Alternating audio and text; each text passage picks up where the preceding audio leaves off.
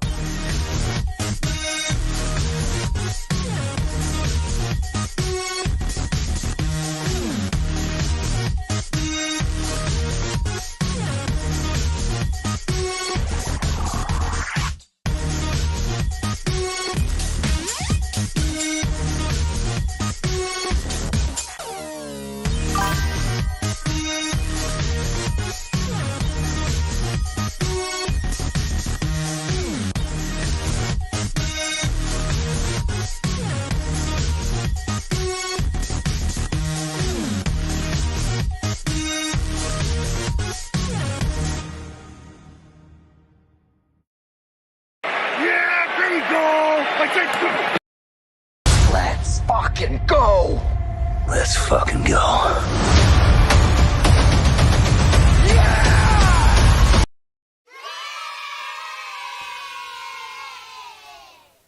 All right, ladies and gentlemen, it is time for Chillin' at the Club number 13. I am your host, Joe's Atmosphere, and this is the wrap on 700 Club Weekend. You guys got me to 700 subscribers, and I have to say thank you so much. And I'm sitting here having problems with my beads on my microphone. It's just wanting to act stupid as hell. But anyway, it's good to see everybody.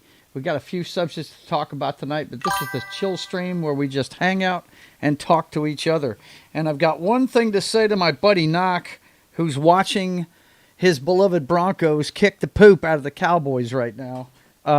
Big man with ball was a beautiful thing. It was the last play I saw in the game. That was pretty damn awesome. Way to go, man. Way to go. You should be proud of your team today, man. They're doing good. They're doing good. Hopefully they'll hang on for the win. Crazy shit goes on in Denver with that football team, so we'll see what happens to them today. This thing will not stay where I want it. It will not do it. Just stay up here. That's all I want you to do is stay up here. Yeah. Oh, the first guy in tonight, Keely Chow, says, "Hey everybody." He's hello dancing nurses, and he's feeding the ducks to those dancing nurses. Those are some good-looking dancing nurses, I got to tell you. My favorite one out of all of them is Jessica Alba. In that, I think that's at the beginning of Honey, the movie she did called Honey. He also says congratulations, and he tells me, "Don't remind me. Were you rooting for the team they played last week when they put 33 on them in the fourth quarter?" Oh my God, man. Wow, that was crazy. But anyway, how are you guys doing tonight? I want to thank each and every one of you for getting me to 700 subs. Whatever you want to talk about tonight, we'll touch on it. I'm going to start with a few things. First of all, you know I do love my NFL, so we're going to check in on all the games and see how they're doing real quick. We got a couple of blowouts going on, and it may be 3 now. Yeah, Denver's got the ball back, and they're driving with a 20-point lead. 7 minutes to go. They're gonna run that one out. Looks like we got to see the Saints rookie in this one there at the end in the second half. Showed up in the second half of the game. They pulled Rattler, and the Bucks were too much for them to handle today. And the other game, look. The Indianapolis Colts, barring some massive wave of injuries, this looks like the team of destiny right here. They are just punching people in the mouth every week. Of course, the Titans are they may be worse than the Saints right now, but still, to do this to teams you're supposed to do it to, that's what you're supposed to do, and they're doing it, man. They are completely destroying the Tennessee Titans. Let me go ahead and pop this up here where you guys can see it. I forgot I hadn't shared this yet. Yeah, 38-7 in the Colts Titans game. The Broncos are leading by 20 points over Dallas, and they just got a turnover, so I'm sure they're running the ball trying to get it down to nothing. And then I told you about the Saints game. It's probably listed over here now since it was a final. Yeah, Baker Mayfield bounces back this week and wins 23-3. So, yeah, that's our NFL. And tonight we've got, let's see, what's the game tonight? Hang on. I think it's the Pittsburgh Steelers and the Green Bay Packers. That one kicks off here in about an hour and 20 minutes, I think. It's like 7:20 kickoff. Yeah. So that's in about an hour and 20 minutes. And then tomorrow night's game, I know the schedulers wanted to see Jaden Daniels versus Patrick Mahomes, but they're going to get Mariota versus Patrick Mahomes tomorrow night. And I don't think that's going to go well for them. So anyway, that's what's going on in the NFL. But that's not what we're here for. We're here to celebrate 700 subs. Let's see. Keely says, "I'm rooting for the Cowboys." The only guy on the Cowboys I root for is Dak Prescott. He's the only one I root for. Because he is actually from here, Keely. I live in Bossier City, Louisiana, and he's part of this area. There's a small town just outside of the Bossier City limits called Houghton that he played for. He's a local guy, and it was so funny. I used to work with a guy that was a big Philadelphia Eagles fan, and he came into work after the draft, the first time we worked together after the draft, and he said, "Joe, I can't believe it." I said, "What's that, man?" He said, "I'm going to have to go buy a Dak Prescott jersey." And I knew he was a Philadelphia Eagles fan. I said, "Why are you going to have to do that?" He said, "Because my son played every year, the 4 years he was at Houghton with him. I've got to root for the kid." I was like, wow, you're a Philly fan and you got to buy a Dallas Cowboys jersey? Oh, my God, that does not bode well. Let's see. Keely Chow says, "Fuck the Dolphins, fuck the Colts, and fuck the Broncos." Tell us how you really feel about it, Keely.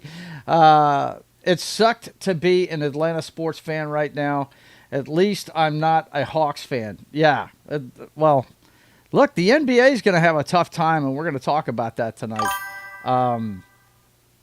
you know, they just started the season and they've got a gambling scandal, but we'll get into that in a second. Ariel Ballet is here. She says, woo, 700 is the biggest channel on YouTube. No one is bigger. I appreciate the sentiment, but you know that's bullshit. Actually, I'm only, I want to say, about 300 viewing hours in a year, short of you guys being able to give me super chats if you feel like it. So that's the next step, you know, getting enough hours to get the super chats. Of course, thousands the threshold. You know, you want to get 1,000 so you can get ad money and stuff like that. But it'll all come. You know, I was told when I started this it was going to take a good, you know, 4 to 5 years to break those barriers. So I think I'm doing well. Being a live channel, live channels don't get subs as fast as channels with green content and just videos. You know, smaller bites. I like long form stuff. I like to be able to talk about things and things like that. So it's going to take me a little longer. Tim says, "Fuck." Yeah, not a good day for you in the football world, was it? Oh, he was on with us early today. So, Ariel says, my understanding is that the first 1,000 takes a while. Yeah, but I'm noticing that once I got over 500, the subscribers started to come faster. It's starting to snowball. So I'm getting them at a rate of about 1 to 2 a day. So if that continues like that, I'll have 1,000 in a year. So, yeah. We're at 700. Only need 300 more to get there. And I'm already at, what is it now? I'm not sure what it is now. Let's go take a look. Let's go take a look at my channel and see. Let's see. Yeah, I'm at 704. 704. Like I said, I'm getting 1 to 2 a day. And when I checked it earlier this morning, I was at 103. So there you go. I'm at 704. And like I said, it's starting to snowball. It's starting to just, you know, get going. You know what I mean? Oh my gosh. Let's see. Healy says, touchdown Titans. He said the kick is good, and he's looking for that. That's his shortcut. That's his shorthand for Jed. I'm not going to say what that is. You guys can interpret that. I think it stands for micro penis. He's asking where he's at. This is the chill stream, man. This is where I talk to the chat and we talk about what you're talking about. 38 to 14. Yeah, hey, they're making progress, right? Yeah, okay. Roll Tide, Parrot Head. Parrot Head is the one that's looking for the micro penis. It's good to see you, bro. It's good to see you. Yeah, he's not on here. I'm by myself tonight. But anyway, that's what's happening with the channel, and I appreciate each and every one of you. Thanks a lot for getting me to this point. It's really something I'm really enjoying, and I want to thank each and every one of you. I hope I'm giving you what you like. You guys, look, there's a community page on each one of these YouTube channels. You can type something in there anytime you want to. Just leave a comment on one of the show announcements, or you can leave messages right there in the community tray anytime you want to, man. Just go over there and tell me what you want me to do on the channel, you know. And I was explaining this to somebody last night. I try and keep my upcoming streams, that little strip, you know, live upcoming, I try to keep that current so you guys know what the lineup's going to be. The only one that's missing right now is next Sunday's show, which is going to be, you know, of course, if Highlander's in town, which he's not tonight. I don't think I explained that. The reason why the brothers are not hacking the Matrix tonight is that my niece, Chelsea, is in Oklahoma City doing some training with her job, and my brother doesn't live far away from there. He's in North Texas in the Dallas area, so he decided to go spend the weekend with his lovely daughter, Chelsea. And Chelsea, if you're watching, shout out to you. Glad to hear that you're doing well. I told him to give her a big hug for me, so me and Rhonda love Chelsea to death. Love his kids. They're great people. Oh, we've got a fan of the channel that must be announced because you know what? His name is not what you think it is. This is his name.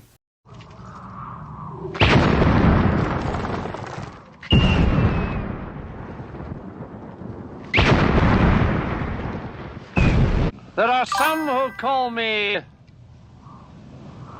Tim. Tim is in the house. He said, now for my favorite part of the show. What's that say? Talk to the audience? Oh, God, this is always death. No, it's not. It is not. I got better. Yeah. Let's see. Ariel says, any new movies, games looking forward to? We can talk about that. We'll get to that in a minute. Right now, I'm really in the introduction phase still, young lady. Let's see. Oh, yeah, Daddy Joe, you're giving all us girls all we want. I hope I'm giving you girls what you want. I'd love to have more female representation in the chat. That would be nice. Oh, yeah, Daddy Joe, you're giving us girls all we want. I just read the same thing twice. Either that or it got put in there twice. Drew and his dong makes anyone look like they have a micro penis. Beware the Drew. Yeah. I haven't seen Drew. How is he, guys? Tell me if you've seen him on a stream lately. I love his commentary on politics and stuff. He's great. I love Drew to death. I think he's awesome. But yeah, it's not Fuck Headquarters 2008. It is Tim. Okay, so you know what we're doing. We're at the club. Got to have a cocktail to start the night off at the club. And I always like to start the way I started my shift, bartending with a little shot of Jacques Daniel's, the mother's milk. And tonight, I'll be drinking it out of the military police shot glass. Let's see if you can see. Yeah, you can see them pretty good up against the whiskey, can't you? I just got to hold it level so I don't spill any. Yeah, the cross pistols of the military police corps. That's right. Here's to the end of one week and the start of another right here on this Sunday evening. Cheers, boys and girls. And by the way, Low Spec, if you're watching, I am checking out the Rumble chat. I never did really take the time. He said there was a program that I think it's Social Stream Ninja or something like that you could set up, but I didn't want to go through the bullshit of setting it up, man. I mean, it takes a minute, and I really don't know what I'm doing with it, so I went ahead and dumped it. But we're doing the virus of unknown origin to wash it down with, so there we go. Now, to what Ariel was talking about, any movies I'm looking forward to, well, you're going to hear that in depth on Wednesday, of course, because Wednesday we're going to do what do they call that? Yeah, it's the November premiere show, right? That we always do once a month. You know, it's the last Wednesday of the month, so we're going to show you all the November movies that are coming out. And the posters you see there, from left to right, is Predator Badlands. You got Christy. That's why I put her in there in the boxing gloves for the Sweeney spot this week. Her movie Christy is coming out. Running Man. I know a lot of people are looking forward to that. It's a different take on the Arnold Schwarzenegger classic. Now You See Me. Now You Don't. A third movie is coming out. I can't remember the exact title of it, but that's what that one is. And then you've got Wicked for Good coming out, the sequel to Wicked. That's coming out in November. And Zootopia, what I think is going to be the first $1 billion movie since Minecraft. I think Zootopia 2 is going to be that. You know how it is with the cartoons and the kids, man. That they make a lot of money. So, yeah, we'll talk about some of that stuff if you want to. But really, if you want to hear all of our comments on it, we're gonna be talking about the new movies coming out in November. Now, we can go a little bit more in depth and take a little bit closer look into the future. Really, as far as the MCU goes, I don't know. I'm not hyped for anything they're doing. I think them bringing. Look, I like Robert Downey Jr., but he's had his run as Iron Man. Do something else, man. Have somebody else in it. Bringing back the Russo brothers and bringing back Robert Downey Jr. is basically saying, we failed. Sorry, we failed, right? And we're going to go back to what you like. That's what it looks like, you know what I mean? Keely Chow says, I don't drink that much. But if I did, I would be drinking a lot now because the Cowboys-Titans losing right now and the Falcons losing earlier today. Yeah, that was a bad loss for them. Look, their quarterback's injured. They have got a talented football team. But if you don't have the same guy under center every week, it's not going to do good at all. MCU ended with Endgame. They've had some good stuff since. It's not much, but they've had some good stuff. But not consistently. You know, they set such a high standard with the first 3 phases of that. I mean, you really look at what they did. It'll never be done cinematically again. I don't believe. So let's see what we got here. Keely says, DC animated universe. Okay, let me read that correctly. The DC animated universe is greater than the MCU. Well, I wouldn't say it's greater than the first 3 phases of the MCU. But everything since, yeah.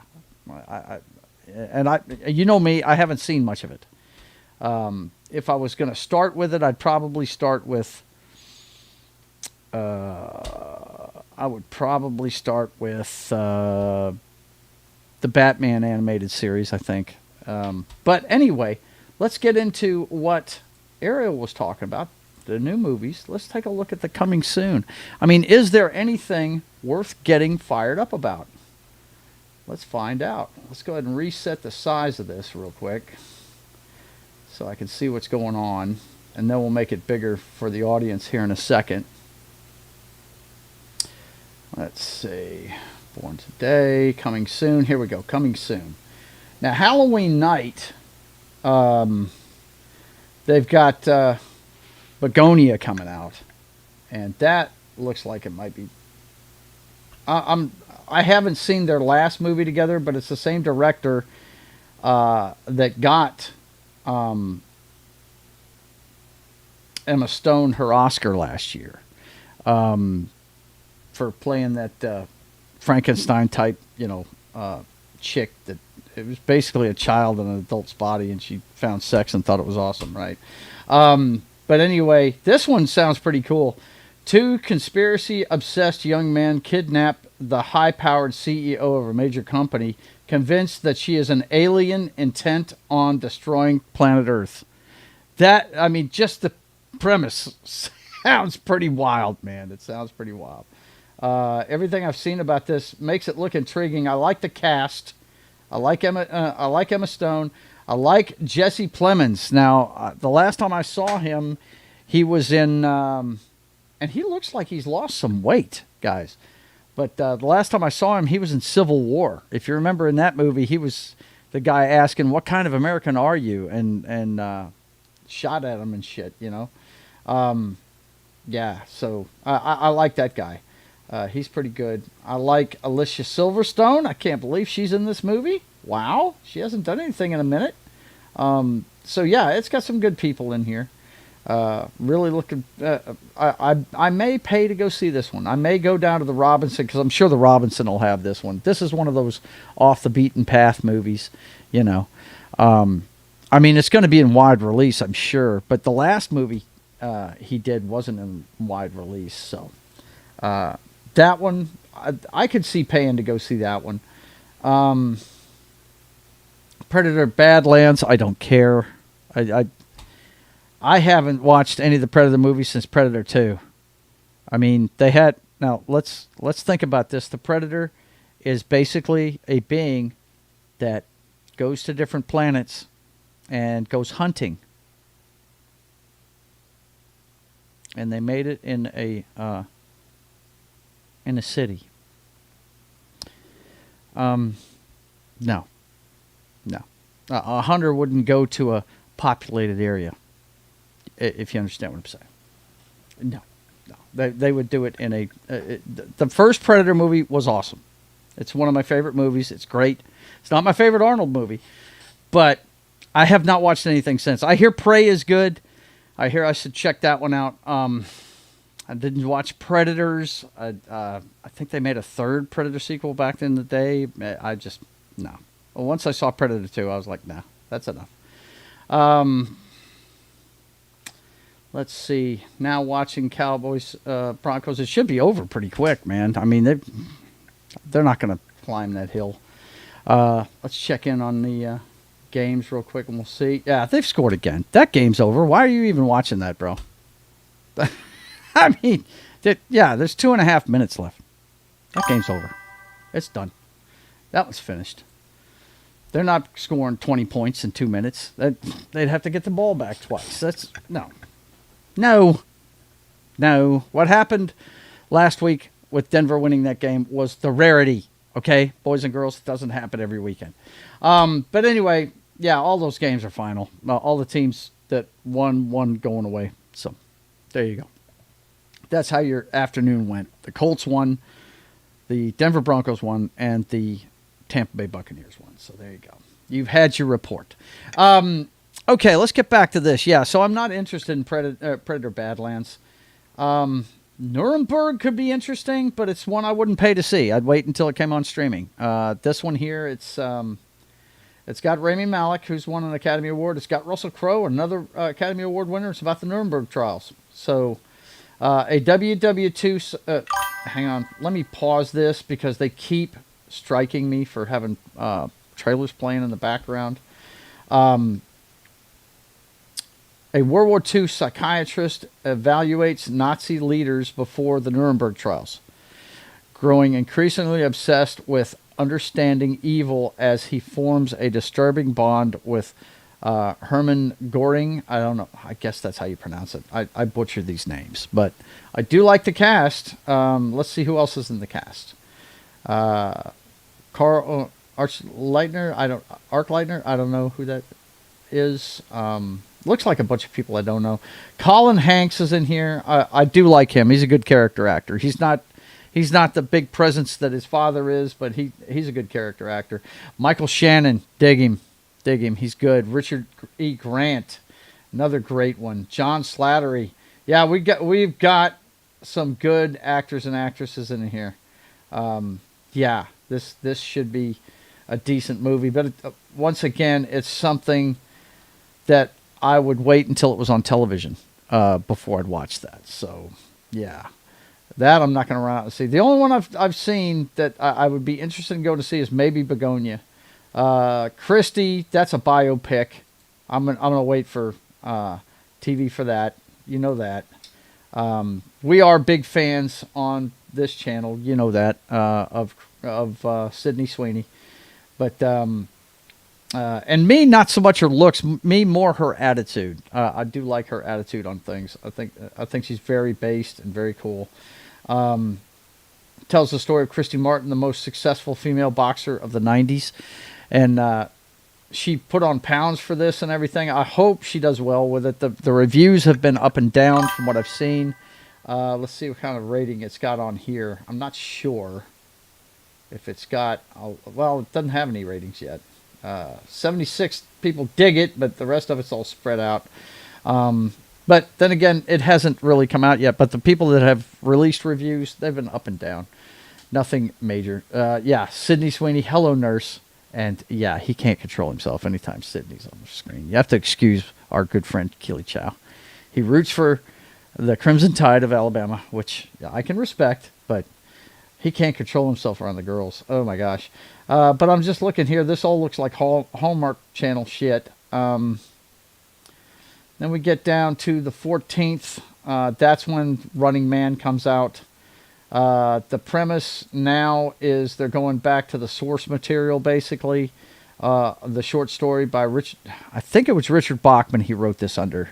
Let's find out real quick. I want to be clear about that. Running Man.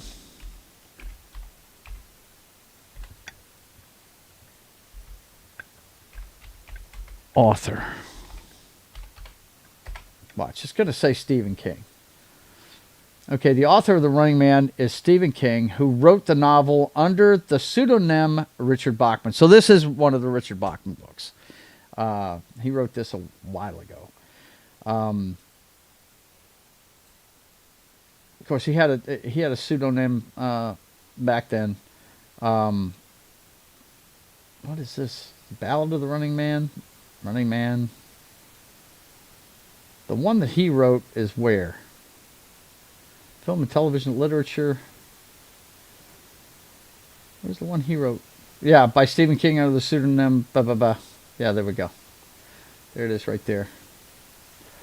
The Running Man is a dystopian thriller novel by American writer Stephen King, first published under his pseudonym Richard Bachman in 1982. I was a junior in high school in 82. As a paperback original, it was collected in 1985 in the omnibus The Bachman Books. The novel is set in the dystopian United States during the year 2025, in which the nation's economy is in ruins and the world violence is rising. The story follows protagonist Ben Richards as he participates in a reality show, The Running Man, in which contestants win money by evading a team of hitmen sent to kill them. Okay. Now, that is the premise of it, but the movie, if you've seen the trailer for it, it makes it look like the entire country can win money by killing this guy because everybody's trying to kill him. Okay, so we'll have to see.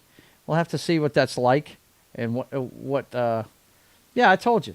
It's over. It has been over. It's been over since halftime. It was 27-10 at halftime.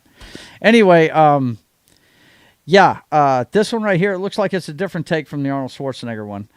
The Arnold Schwarzenegger one sounds like it was closer to the source material. But then again, I haven't read the book, so I don't know. I mean, Wikipedia is not the greatest source in the world. So, let's see. Man joins a game show where contestants allowed to go anywhere in the world are pursued by hunters hired to kill them. Okay. So I guess the general populace can't kill them, but if you remember the Running Man that Arnold Schwarzenegger was in,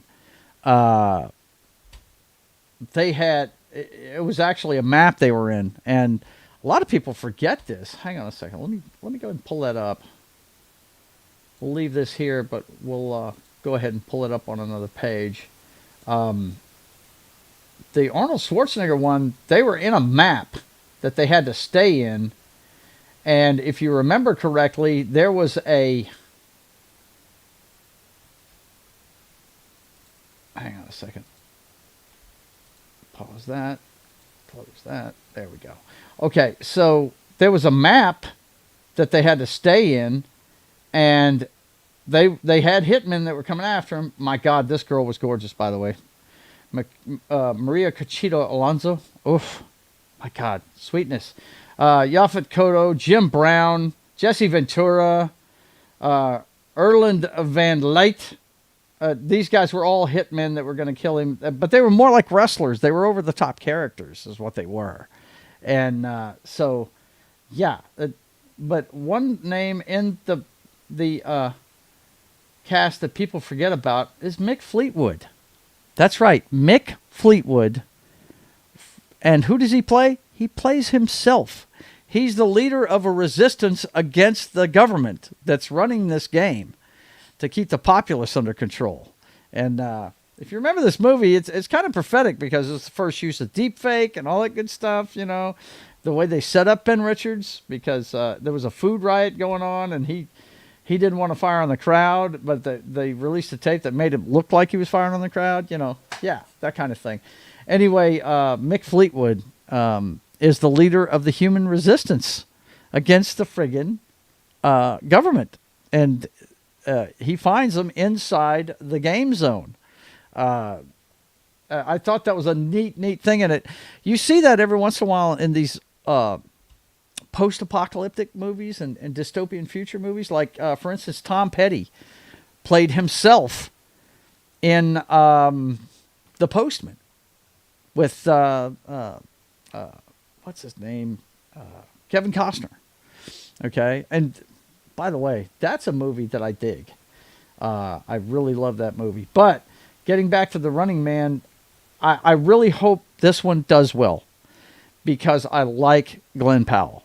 He's another one of those young actors that is betting on himself and spending his own money on a lot of his career and stuff. You know, he's producing some stuff, and I like this guy's trajectory so far. I loved him in Top Gun Maverick.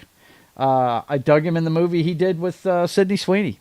Anyone But You. Let's see. Small Time Republic is here. What's going on, man? Good to see you, Matt. He says howdy.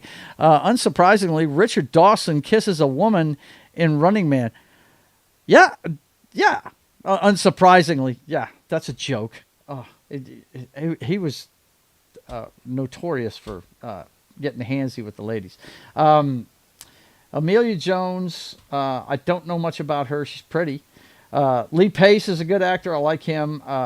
Katie O'Brien, I think we've discussed several times. This chick should have played Abby on the Last of Us television show. That's a tough chick. I just got done watching Mission Impossible Final Reckoning with the clients this weekend, and man, that's a good movie. I dig it. And she's in it as a dive master.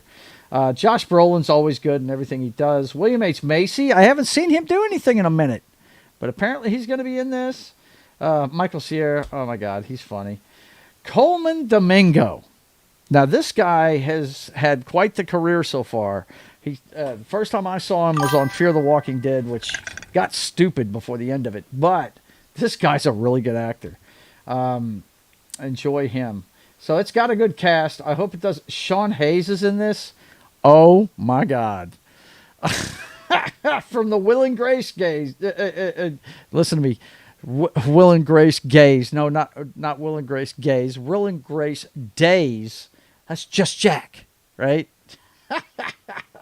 He was funny as hell on that show. But anyway, I hope this goes well for Glenn Powell. I unfortunately probably won't pay to go see this, though. This is one of those movies I just don't think needs a remake. I hope that he has the star power to make the movie successful. And I don't know. I might go see it. But if I go to see it, it's going to be for the stunts. All right? One thing I do want to show in the trailer is this. Hang on. Let's see. Hey, what's going on, young lady? Oh, okay. I'm sorry. Did I bring it in here? Hang on a second, guys. I don't think so. It's somewhere around my chair. Foxy's looking for the remote. She couldn't find it. It might be in Mom's room. I might have taken it in there with me. Okay. All right. Anyway, yeah. Hopefully she'll find it. If she doesn't, she'll come back and see me, and I'll help her find it. I don't think I brought it in here with me. I've got the remote for the TV in here, but yeah. Okay, so yeah, I hope it goes well for him because I'm a big fan. I'm a big fan of Glenn Powell. I like him. I like him a lot.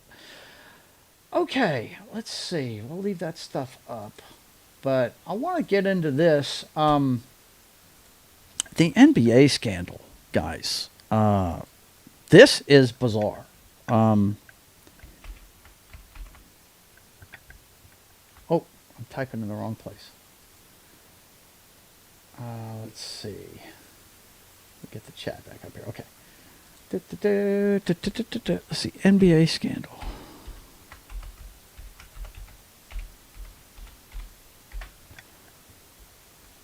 Let's see. What's next for the NBA scandal? Lingering questions about Chauncey Billups, Terry Rozier, and the league. You're hearing a lot of names getting touched by this, too. I saw some stories where they talked about LeBron James being loosely involved, not, and I want to be clear, not arrested, not participating, but how do you say, adjacent, knowing some of the people that are involved, and maybe playing with some of them. But Chauncey Billups, who used to play for the Pistons back in the day, he was put in the Hall of Fame last year. From what I understand, there's two investigations that were going on. One was a high end poker game deal where they were. My gosh, I saw it on the Jim Rome report the other day. They were using just about every way you could fix a poker game against people, and apparently Chauncey Billups was hooking people up to get into it. Another name I heard was Kevin Garnett, but that, once again, don't know in what capacity he was involved. Sounded like he might have been one of the guys that they rooked out of money or something like that. We'll know more coming up soon, but they used, and this is mafia stuff, guys. This is organized crime. They were taking guys for a lot of money. Apparently what they were using, they had X-ray scanners on these the card tables so they could see cards while they were face down. I mean, that's crazy. You can know exactly what they're doing, you know. Another one, they had glasses that could read specially marked cards so that they could actually read what cards they had in their hand by the markings on them with a pair of glasses. Matt from Small Time Republic says the officiating in the Auburn Georgia game makes you wonder. The head ref from the game got fired last week. Yeah, I watched that game. You know, I was bitching about it at the time. Yeah, that was very questionable. Especially the one thing that happened where, if you guys didn't watch that game, the head coach for Georgia, Kirby Smart, clearly calls a timeout. And then whenever he gets the timeout, when they stop the clock, he starts bitching that he wasn't calling a timeout. And they give him back the timeout when he clearly was. It was, I mean, and this and another officiating deal, I can't remember exactly what it was now, but this really changed the momentum of that game. And it was pretty bad. It was really bad. But yeah, the fact that they fired him last week, yeah, that's saying something right there. Let's see. Killy Chow says, whatever happened to fixing a poker game the old-fashioned way by having some cards up your sleeves? Yeah, well, look, cheating at gambling goes back to the beginning of time.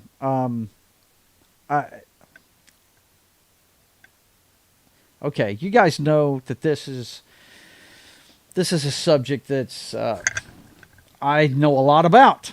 Okay, I used to work for a helpline where I answered calls for 19 different states for problem gambling. My wife is a compulsive gambler. She went through treatment almost 14 years ago. It'll be 14 years ago this Thanksgiving. And she hasn't laid a bet since, by the way. And I work for the organization that treated her now. I work with clients every day that have gambling problems. And I don't ever name them because, you know, I name my wife because she wants her name out there. She wants to be a source for people to go to find the resources they need for help, because a lot of people don't know what you need, and what's out there for you. The place I work for, we get people from anywhere. It's set up to where people in the state of Louisiana can go in there for free. It's free to them. The state pays for it. But anybody that comes in from out of state, it costs $6,000 to go through our program. And it's in a nice 2-story house in Shreveport, Louisiana, just off of downtown on Stoner Avenue. Isn't that ironic? A rehab place on Stoner Avenue, right?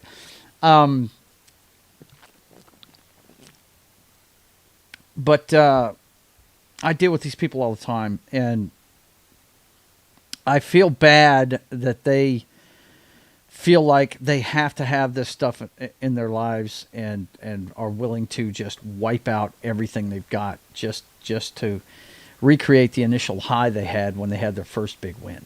And that's basically what they're doing. And they do it to us just like any other addict does. You know, somebody that wakes up with a beer in their hand, they're getting away from their day, right? Same thing with a person that's dumping all their money into a poker game. They're just trying to escape something else that they're not dealing with. The addiction is always a symptom of something else. But A lot of people don't believe that. This is one of those addictions. A lot of people think people are just being selfish and they just put it down. I got news for you. There's science behind it. The more that people gamble, the more the more endorphins released by that activity, and the endorphin release is when you whether you're winning or losing. It's the action that gets you high, and what it does is it affects the judgment portion of your brain to where eventually you have no say in whether or not you're going to do it. If you have money, you're going to do it. You just get so entrenched in it, and it's really bad for people. It really is. But let's be clear. I am not anti-gambling at all. I am for people that are addicted to gambling getting help. I am not anti-booze at all, as you know. I was a bartender for 18 years, and I was around a lot of drunks. And yeah, you might think, you played a part in their demise. No, I didn't. They make their own choices. There was 90% of my crowd that came in there to have a good time and dance and go home happy. Right? Had designated drivers and all that stuff. The drunks, if I wouldn't give them a drink, somebody else would be giving them a drink. Now, if they got too drunk at my bar, I cut them off. That's my job. That's what I'm supposed to do. But they make the decisions, man. So just like that with gambling, I live in a town where we have 6 gambling boats, 2 land-based casinos, and it's a big part of the economy. And it's just entertainment to 90% of the population. But that 10%, they have problems. Let's see. Keely says, was that the same officiating last year's Alabama-Oklahoma game? I don't know, man. I don't know. Alabama was screwed out of a touchdown. Okay. Kay, how you doing, young lady? It's good to see you. How's you and your beau doing? Haven't heard from him in a while. I see him talking to people on X every once in a while, but he's apparently busy with his family. And I think that includes you. I think he's trying to help you out and help his dad out and some other things. I'm glad to hear from at least half of you. You tell your lesser half I said hi, and it's good to see you. Small Time says, just playing fantasy football for a few bucks would get me so fired up, I decided to stop playing. Yeah, look, let me tell you something, Matt. Knox says the same thing. He recognizes the fact that he could get addicted to something very easily, and he avoids it. Yeah, I understand that completely. And that's see, my wife calls people like you and me earth people. Okay? We know when to stop. We can take $20 to a gambling establishment, lose it, and walk out. We don't sit there with our ATM card and drain our bank account trying to win more money. That's I'm glad to hear that, Kay. Glad to hear you're good. Let's see. He's taking a break from YouTube. Nothing wrong with that, man. It's good to unplug. I tell everybody that. I unplug every weekend. You try and get a hold of me on a Saturday, you're not going to get a hold of me. The only reason why I did YouTube yesterday, it was I had to find a time to get my Halloween video game playing show in. I always play Beyond Two Souls around Halloween season. I usually do it at the witching hour on Halloween. Around like from 11 to 1, on Halloween. But I'm working this Halloween. It's on a Friday. So let's see. She says, I have an abscess tooth, so he is making sure I get better. That's good. I'm glad to hear it. But yeah, Matt, Knock, I've heard him say the same thing. And if I was going to get addicted to anything, I guess it'd be video games. And you can get addicted to that just the same as anything. But I've got so many other things that I've got going on now that I just don't have time for it. That's the reason why I have the video game show now, so that I can keep my hands in it because it's something I enjoy. Let's see. Kay says, and my cat has been sick, so so been worried out of my mind. Thursday he was at the vet appointment. Okay. Well, say a prayer for your cat. Yeah. Nobody likes it when their pets are sick. We've got one that's had skin problems for a little bit here, and she's actually bouncing back from it now. But anyway, getting back to this subject. Now these guys with millions of dollars, though, that get into these high-end poker games, they've got to check themselves, man. Look, my dad told me at a young age, do not ever bet on football or boxing. And they were my two favorite sports. Football, anybody that knows me knows football is my favorite sport. And my second favorite sport is boxing. I don't watch it anymore because it's so fixed. And the heavyweight rank isn't what it was when I was a kid. Look, when I was a kid, you knew who the heavyweight champion was in boxing before you even know who the Super Bowl champion was. Half the planet didn't know who the Super Bowl champion was, but the people in Japan on the other side of the globe knew who Muhammad Ali was, who George Foreman was, who the guys that were just throwing blows that should have been killing elephants, you know, every weekend on Wide World of Sports, man. They all knew who they were, you know. So let's see. Kay says, thank you, Joe. Cody is my world. He's my best buddy. Yeah. You know, hey, like, your pets are part of your family. But yeah, I asked him, I said, why is that, Dad? And he said, well, boxing's rigged. It always has been. And it's true. I hate it about the sport. I wish they just, you know, have these guys get in there, but they manipulate the refs. They manipulate the scorers. I mean, and you know, especially at the smaller ranks when it's run by regional people that they put on a show. You know, guys will take dives and stuff.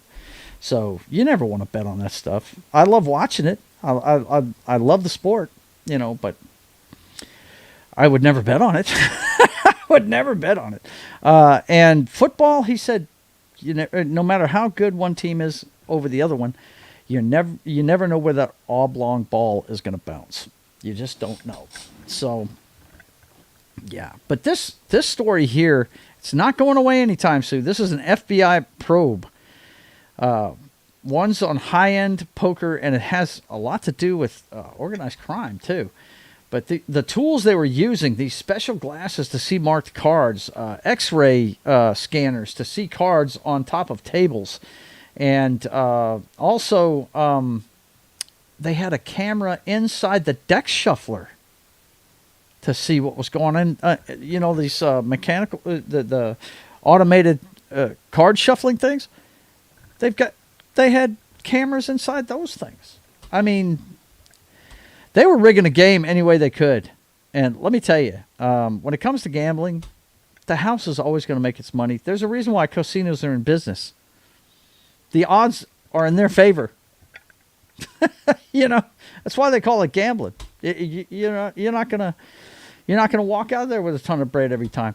You know who walks out of those places with a ton of bread? People that go there to have fun and have the money to spare. That's the people that win money. The people that need that money for their mortgage, never going to win. Never going to win. The house is going to get their money. Okay, enough ranting about gambling. I do want to give a shout out to Louisiana Association on Compulsive Gambling, though. They celebrated their 25th year of their helpline services.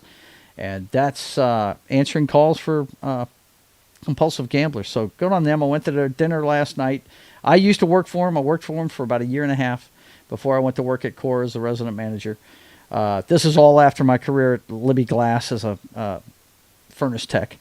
And, yeah, 25 years in that business, and they're growing all the time. They get more and more contracts to answer for more and more states. The states, and listen to this, it was brought up last night, and it's totally true. God love her, Janet Miller, the girl that was the director at that place forever, she stepped down a couple of years ago, and we got a whole new staff over there and stuff. I mean, there's people that have been there for a long time, but at the higher end of it, they had a big turnover. But great people, all of them are great. My boss, I love to death. And my immediate supervisor's great, and the counselors that we've taken on, they're fantastic. But Janet said last night, one of the guy that really started this, partnered up to start it, his name is Reese Middleton, and he was a great guy. He was one of these dudes that everybody was his friend kind of thing. And she said that he told her several times, don't ever be anti-gambling. Partner with these people. Have them help you try and help the people that are sick. You know? And it's true. You don't ever want to be anti-gambling. You want them to be your partner in trying to get something done for these folks. You know? Because all it's going to do is give them a bad name. I mean, look, you walk into a casino, there are no clocks and there are no windows. Have you ever noticed that? It's because they're aware that if people know what time it is, they're going to want to go home at a certain time. They're aware that if there's windows, they can see what time of day it is. They want you in your own little world in there. They're in their world where they're controlling everything, you know? And it's not rigged. It's not rigged, but these machines are set up like the slot machines are set up to only pay off so many times, so many ways. I mean, you know, it's controlled by the state police in each state. And my point being is, if you partner with these people, it's the states that partner with the gambling organizations in their state that actually have the most successful programs. It's true. You know, you see more people in recovery for gambling in the states where they have something like an LACG. Okay? Like the Michigan Council on Compulsive Gambling. They're another one that's really good. You know, we answer for 19 different states, and that's because each one of those states wants to make it a priority to help their people that are struck down with this. You know what I mean? So, let's see. Matt says the Porch Creek Indians are huge in Alabama with gambling. Yeah, I'm sure. Yeah, look, Indian reservation gambling. Yeah, that is a huge thing for sure. The state right next to us, it's illegal. I used to answer calls for these people, and they would call me and tell me they were going to what they called game rooms, underground game rooms, to play poker and stuff in Texas. You know, they have them. You know, and I'm sitting there thinking to myself, you know, if it's got underground written on it, you don't want to be giving them your money. You know, because it might have X-ray scanners to see what your cards are. It might have marked cards that the dealer can see with a glass. You know, this stuff that has come out about this. Let me tell you something. The other thing is game fixing. There's one guy, I can't remember who it was. Might be Terry Rozier, but there was one guy that he let it be known he was going to get injured in the game, and he pulled himself from a game. I mean, I saw that story too. So, going to be keeping an eye on these stories, man, because this is a black eye for the NBA. One of their coaches is involved in a gambling scheme. I mean, just look what it did to baseball when Pete Rose got busted gambling. And he was betting on his own team. It's not like he was doing anything crazy with the mob or anything. He was just gambling, you know? And they just, look, sports and gambling, I think you've heard me say a few times, I don't think it was a good idea for them to put a sports franchise in Vegas. I do not think that's a good idea. I really don't. They may have cleaned the mob out of Vegas, but I'm Missouri. You're going to have to show me. Okay? Because I'm pretty sure they're going to get their cut. And if you think the mob doesn't exist, check again. No. This story existing tells you that they still exist. So, all right. Let's get back to what Ariel was asking about with the movies. Of course, we talked about The Running Man. Look, you're gonna see what we think of these ones coming out in October. Let's look past, in November. Let's look past November. Let's see what's coming out at Christmas time. Let's take a look at that.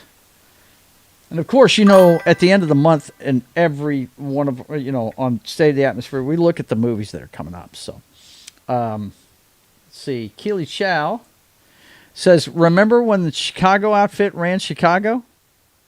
Pepperidge Farm remembers. Yeah. Mm-hmm. Oh, yeah. For sure, man.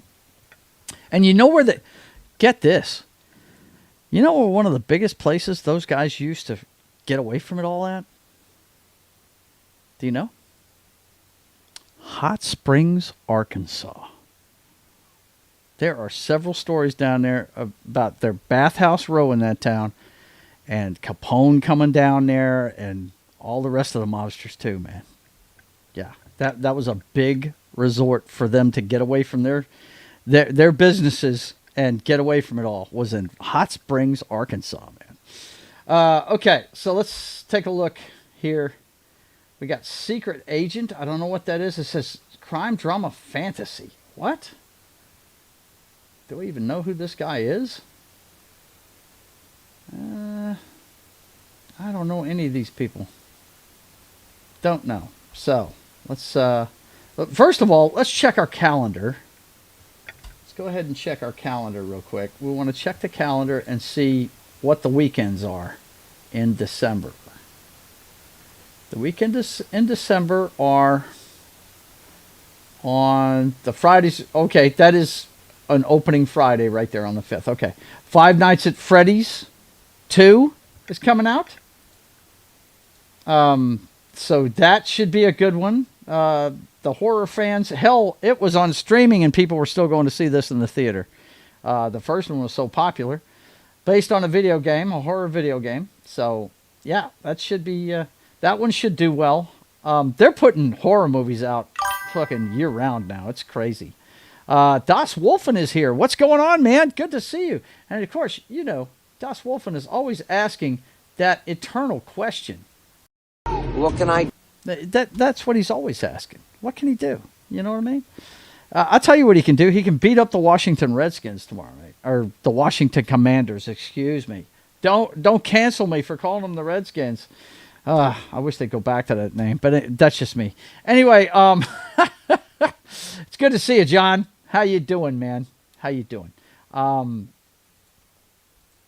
But they're putting these horror movies out around the calendar now. It doesn't matter what the part of the month it is.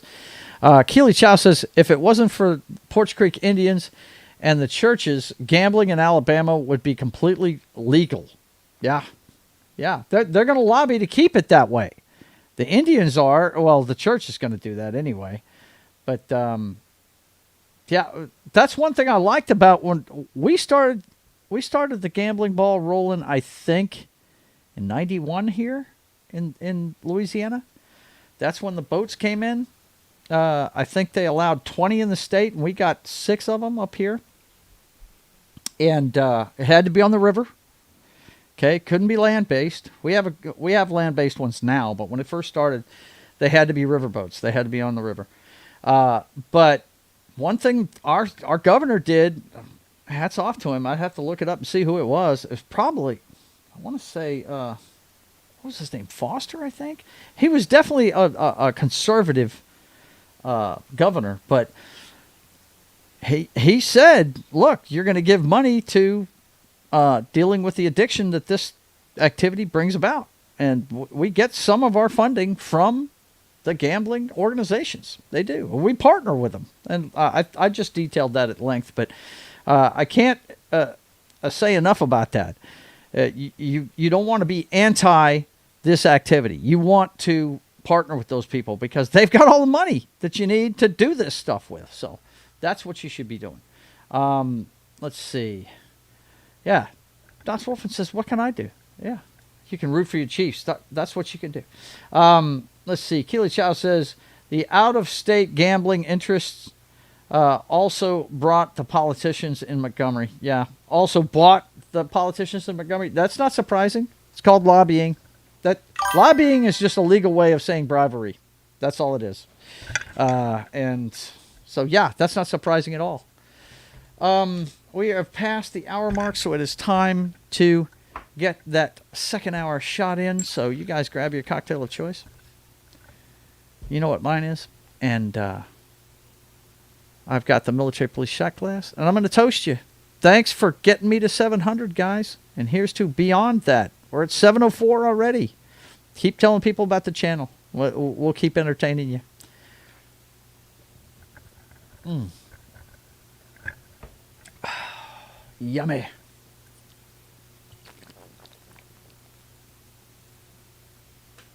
But yeah, this latest gambling scandal's a real black eye for the NBA. You know they can't like that much.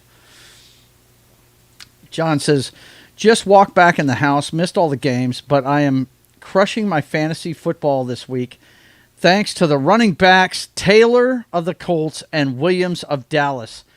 Look, let me tell you, man, the Dallas game, it was what I thought. I got that one up on my dad. It was the only game we had different this week. He went with the offense. I went with the defense.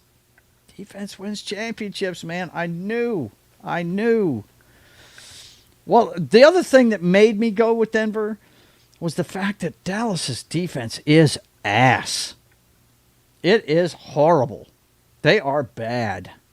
And they are the worst against the run in the NFL. And I knew if they just put their head down and run the ball, Denver would win. No problem. You know. And they did that out the gate. So it really worked well. They legalized sports books here starting in December. I am already sick of it. Yeah, look, you can't turn on a sporting event without seeing this stuff. You can't. And I just laugh at it. But some people can't. You know, they take it they take it the wrong way. Once again, this is just entertainment.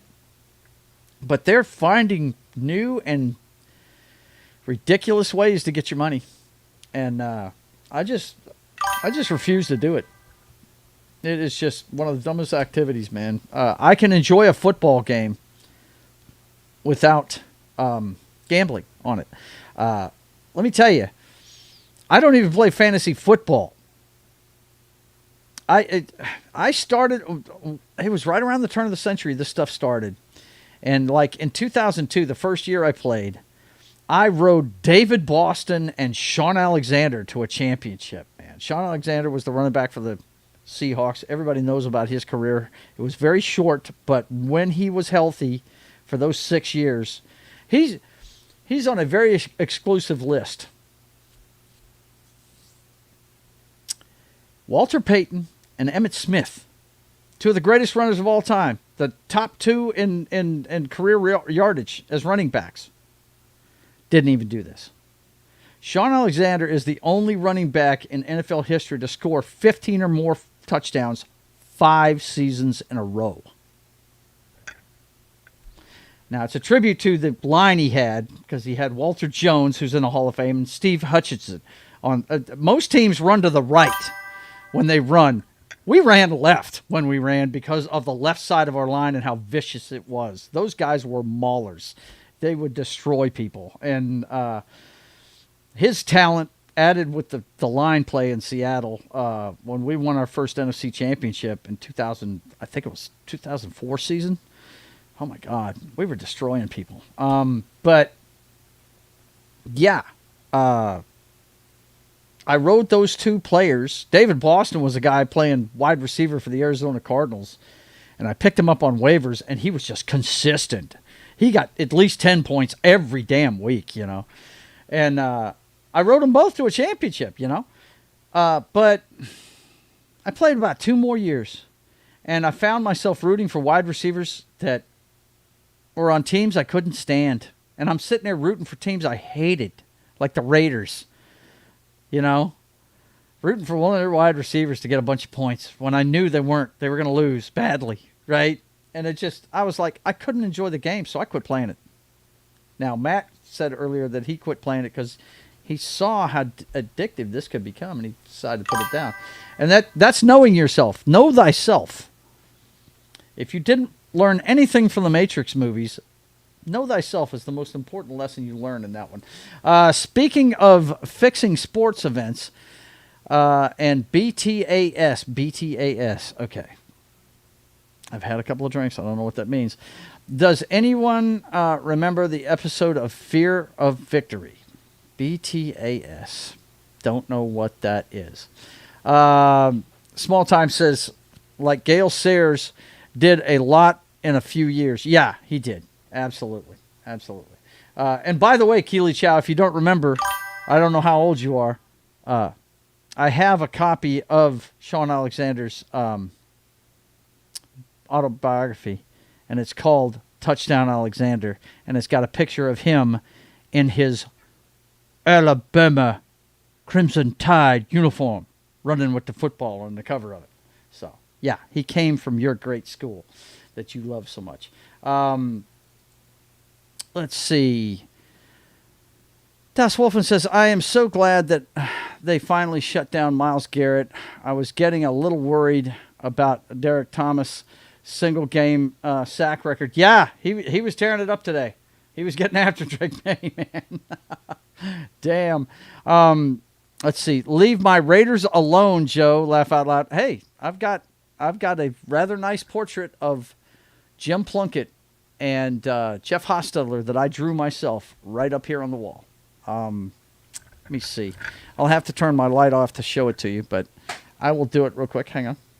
I don't want to blind you, so I have to stand up with this first of all, and then I've got to turn off the light. That'll blind you. But if you look right there behind my ring light, if I can keep from losing my keyboard, there's Jim Plunkett on the left, and there's Jeff Hostetler on the right, and there's a Raiders symbol right over it. That's the last quarterback that won a Super Bowl for those Raiders, K. So, I just don't like the Raiders because I'm a Seahawks fan, and we used to be in their division, and we used to play them every year. And we still play them every year in the preseason. I don't know if you knew that or not, but we still play them every year in the preseason. And every time I watch that particular game when they play each other, I always get to watch Bo Jackson run Brian Bosworth over and run right out of the Kingdom. So, yeah, I don't like your football team. So, I will not leave your Raiders alone. Let's see. Keely Chow says, Batman, the animated series, he's going to keep pounding that drum. Yes.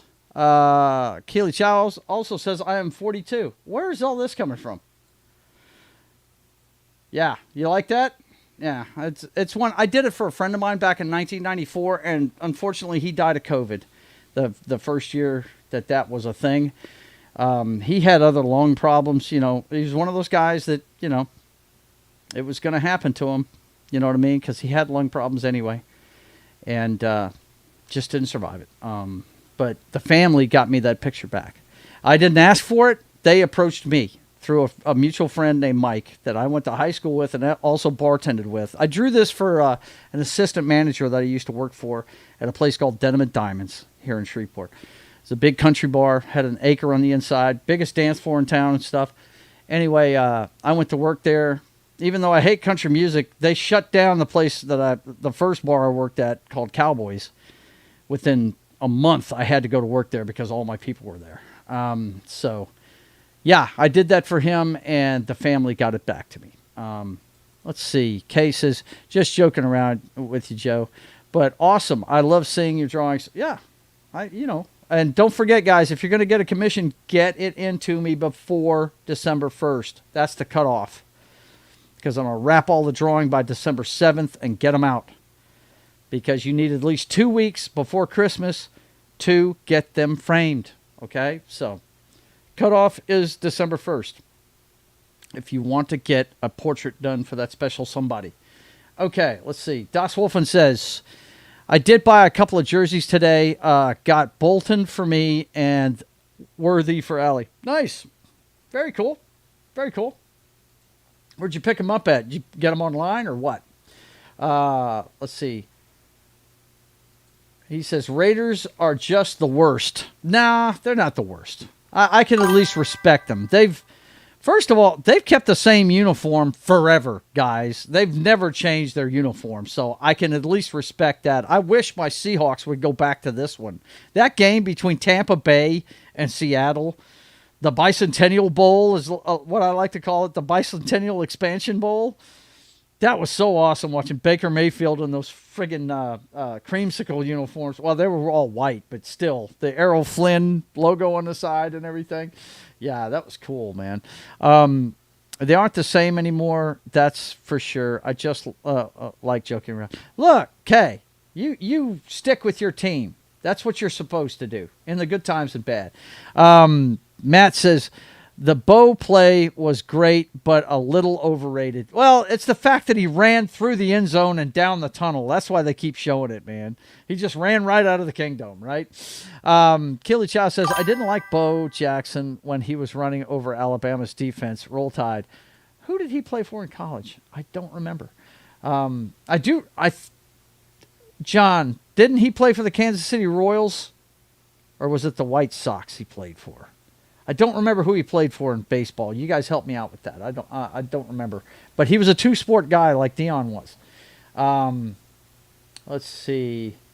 I don't start work till after the cutoff. Was thinking of getting a Raiders drawing for my dad. Very cool. Very cool. Just get a hold of me. Just go to joesatmosphere.com. Send me an email. Yeah, we'll do it up for you.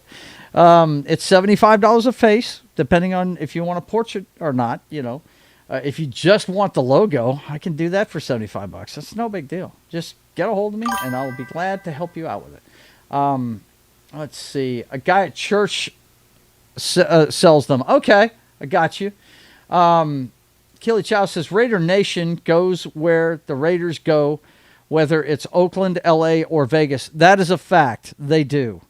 And that's why I respect them. They're one of the OG members of the league. And like I said, they've got a lot of history. They've just fallen on bad times. And they just kind of like the Dallas Cowboys, man. They're having a hard time cracking the code to getting back. They just are. They're trying. It's not like they're not trying. Kay says that's for sure. Raider Nation for life. You go. Stick with them, young lady. Stick with them. Keely Chow says Auburn. That's Matt's team. He played baseball for Kansas City and played for Auburn. Okay, he was an Auburn guy. Okay, that's what Keely's telling me. Okay, gotcha. She said, got you, Joe. Yeah. Matt says, I was in the Bo Jackson fan club as a kid. He was my number one sports idol. Yeah, well, the guy was amazing. No doubt. But you know what did him in? And this is what does a lot of big guys in. I think, correct me if I'm wrong, John, but I think it's the same thing that did Christian Okoye in. It's his hips. It was his hips. His hips went bad on him. Ronimus is here. And I don't know if you heard how I opened the show, but the first thing I said, and it was after that particular pick, and you'll know what I'm talking about. It was the last play I saw in the game before I came in here. Big man with ball is a beautiful thing to see. So let's play him his video because he was triumphant today. He was on pins and needles worrying about that high-powered offense, but his high-powered defense won the day as the Broncos stomped the Cowboys 44-24. So, Let's fucking go. Let's fucking go.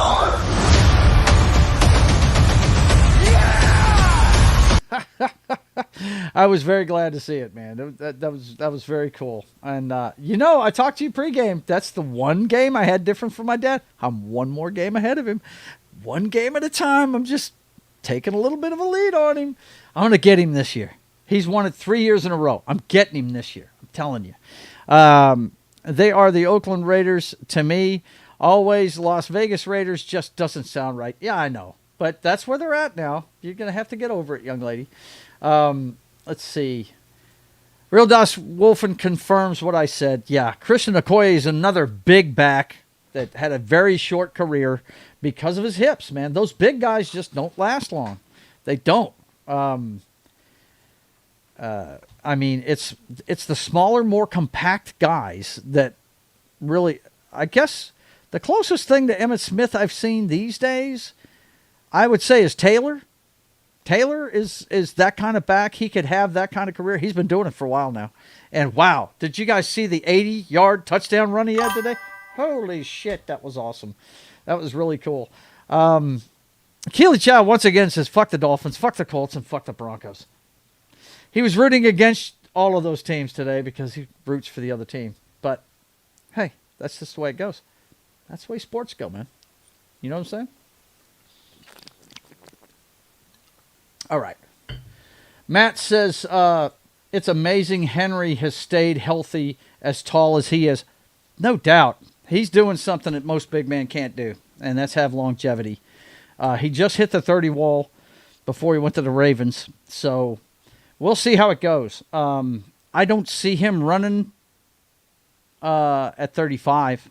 I think he's out of the league in 2 or 3 years here. Let's see. Emmitt Smith was a GOAT running back in the 90s. Let me tell you something, Keely Chow. I was there. I was part of that history. There was a lot of history that happened that day. I believe it was an October day. I've got the ticket stub around here somewhere. Not sure where I've got it stashed at right now. It's over here behind me on one of those knickknacks over there. But I have the ticket stub from the game against the Seattle Seahawks that the Cowboys played when Emmitt Smith broke the rushing record. He did it in the third quarter. He did it on a run up the middle. And it was almost a touchdown run. The only thing that saved it was a shoestring tackle by Lofa Tupu was our middle linebacker then. I think he got him in the middle of the field. But he got one of his feet. He just tripped him up. He didn't get him around the waist or anything. He saw a hole and he was going. Let's see. I turned on the game just in time to see Love pinky swear with his offense. Oh, okay. Has it? Let's see. It should be kicking off right about now, right? Yeah. Yeah, I picked Pittsburgh in that one because I think Aaron Rodgers is going to want to make a statement tonight, but that's just me. The Packers, that's a coin flip game. Anybody can win that game. Love's a good quarterback.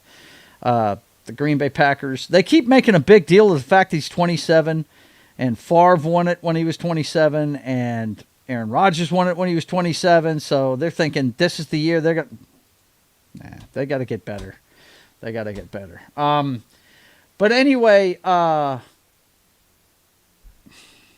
can't remember the date, but it was the first football game I ever went to. First live professional football game I ever went to. I was married to Rhonda. We had just gotten married. It was in 2002. And went to it was one of 3 games I went to see at the old Texas Stadium in, I think it was at Arlington. I think is where it was. I want to say that's right. I don't think it was in Fort Worth. It's outside of Dallas, guys. They don't play the games in Dallas. They play it outside of Dallas. I think it's at Arlington. But anyway, it was the one with the hole in the roof so God can watch his football team play. Yeah, I know those things because I was a Cowboys fan when I was a kid, Keely Chow. Irving. Okay, it was in Irving, Texas. Okay, there you go. Like I said, it's not Dallas. It's one of those smaller towns between Fort Worth and, so Irving. But anyway, oh my God, are they wearing throwbacks? Are they wearing prison uniforms? Are they like half brown and butt cheese yellow? I mean, I've seen some of those Pittsburgh uniforms. They're bad. But anyway, let's see. Fuck the Packers and fuck the Wisconsin teams. I hear you, man. Anyway, I got to see so much history that day. First of all, it was me, a DJ from the club I worked at. My best friend Dallas was there. Tommy and John were there. A couple of guys that worked in the club business in the 80s and 90s together. And they had moved to Dallas years before. Together, they were best friends. We always had jokes saying they were gay for each other and shit. You know, they lived within a block of each other in Dallas when they moved and all this shit. They had the same girls. They've been married to the same women forever. Okay, and great family guys and everything. Anyway, it was so great to be there when that happened, though. And what was funny is we're watching as the season goes along, and he was getting closer and closer to the record. right? So we're watching it, and they're playing Arizona the week before. And ESPN was conjecturing, they were like, do you think they'll pull him from that game if he gets close so he can do it in Seattle against the Seahawks? I mean, they were conjecturing all these things, and we were paying attention to it. And sure enough, he only had I want to say going into that game, he had 125 yards. That's all he needed. And he got it by the third quarter. And it was a tight game. I'll never forget it because I saw history on both sides of the ball. I saw Emmitt Smith break the rushing record. I saw the drop back that Trent Dilfer took when he went to plant his back foot, and everybody in the stadium knew exactly what happened. He went on the ball of his foot, and all of a sudden his heel hit the floor. And I was like, oh my God, he just burst his Achilles. And sure enough, that's exactly what happened to him. Who trots on the field? Matt Hasselbeck, the old Packers quarterback, backup. The old backup to Aaron Rodgers. He was a backup to Aaron Rodgers, I think. It might have been Favre at that time. Can't remember. That was a long time ago. But he was the backup in Green Bay. And I think he was actually drafted by Holmgren before he came to Seattle, and he had signed him to be the backup for the Seahawks. And he trotted on the field and never gave up the reins. He was their quarterback for damn near a decade. Got us to our first Super Bowl. I love Matt Hasselbeck. I'll always love that guy. The only thing I don't like is, Matt, don't ever make guarantees like we want the ball and we're going to score. He did. The only fucking problem is he scored for the fucking Green Bay Packers. But anyway, I got to see that take place. We won the game. We won it 17-14. After the game, they put this big podium together to honor Emmitt Smith. And they had a big thing on the Jumbotron with Walter Payton's family. He had passed away by this time, guys. And they had Walter Payton's son and mother there, telling Emmett how proud they were of him because they were friends. I don't know if you know that or not, but him and Walter Payton were friends. And it was amazing. It really was. It gives me goose flesh talking about it today. But what was really cool was when we were walking out, long day. I mean, if you've ever gone to a pro football game, it's a long day. You tailgate, you're out there the whole day, and we're going to the parking lot. And my wife says, Joe, that's Sean Alexander. And I said, what are you talking about? I thought she was losing her shit. I didn't know what she was talking about. I look, and there's a Greyhound bus with a metal railing around the door, to get on it. And sure enough, there's Sean Alexander in a fucking Fellowship of Christian Athletes t-shirt. If you don't know about this guy, he was a huge Christian, man. He was a big Bible beater. And he was out there, and let me see what signatures I got. It's right here by me. I had both this and the full-size helmet you see behind me just past the mic. Hang on a second. You see that right underneath the mic stand right here? It's right there. That helmet right there has everything that's on here. I had both helmets with me. Let's see. See what's on here. Okay, there's Sean's signature, and he signed it with Psalm 37:4. Okay, and that one reads, delight yourself in the Lord, and he will show you the desires of your heart. He signed that every time he signed. That's Sean Alexander's signature right there. The middle one, guy that played his ball in Mississippi, I think, Doug Evans. He was a safety or a corner or safety, one of the two. He was a defensive back for the Seahawks. Now, this guy is Rufus French. He was actually a tight end for the Seahawks back in the day. You wouldn't even know who he is. He played for the Packers and the Seahawks, another Holmgren connection. I met him when he played for the Bossier City Battle Wings because he had shredded his knee in training camp with the Seahawks. took a year of rehab just to be able to play football again, and then he was working his way back to the NFL by playing arena football. His name is Rufus French. And then the other side of the helmet, taking up the entire side of it, is Matt Hasselbeck. Tell me that, and he did the same thing to my helmet, my full-size helmet. He wrote it that big on there. And tell me they don't have an ego, right? And that one's John Hilliard. He was there that day too. I think he was a defensive tackle for us. But yeah, I got all of those signatures that day because my wife saw it, or we were going to walk right to the car and not even, get them. But I got to tell you, one of the coolest things about that game was when we got home, we recorded it just to see. You record the games that you're at. That way you can see if they show you in the stands and stuff like that. You know what I mean? And it was really the little moments that we saw during the game that were awesome. Like, for instance, when he broke that record, my buddy Tommy leaned over to me. He said, Joe, I was here during every championship run, every playoff game. I'm a season ticket holder. He said, I've never heard this place this loud. Of course, if you've ever gone to a Dallas Cowboys game, it's like they're at a country club. They're not really paying attention to the game. They're making moves. They're talking on their phones. They have to be told when to cheer. It's really ridiculous if you ever go to a game. But he said that was the loudest he'd ever heard that stadium. And when I was sitting there when he broke the record, everybody was going berserk. There was a mother and her son down in front of us, and the guy was looking up at me. And the mom noticed he was looking up, and I looked at him and I said, remember this day, buddy, you'll probably never see it again. And that was in 2002. Nobody's broken it since. I think, who was the one that came the closest so far? I think Adrian Peterson came close. But that's another big guy that wasn't going to make it.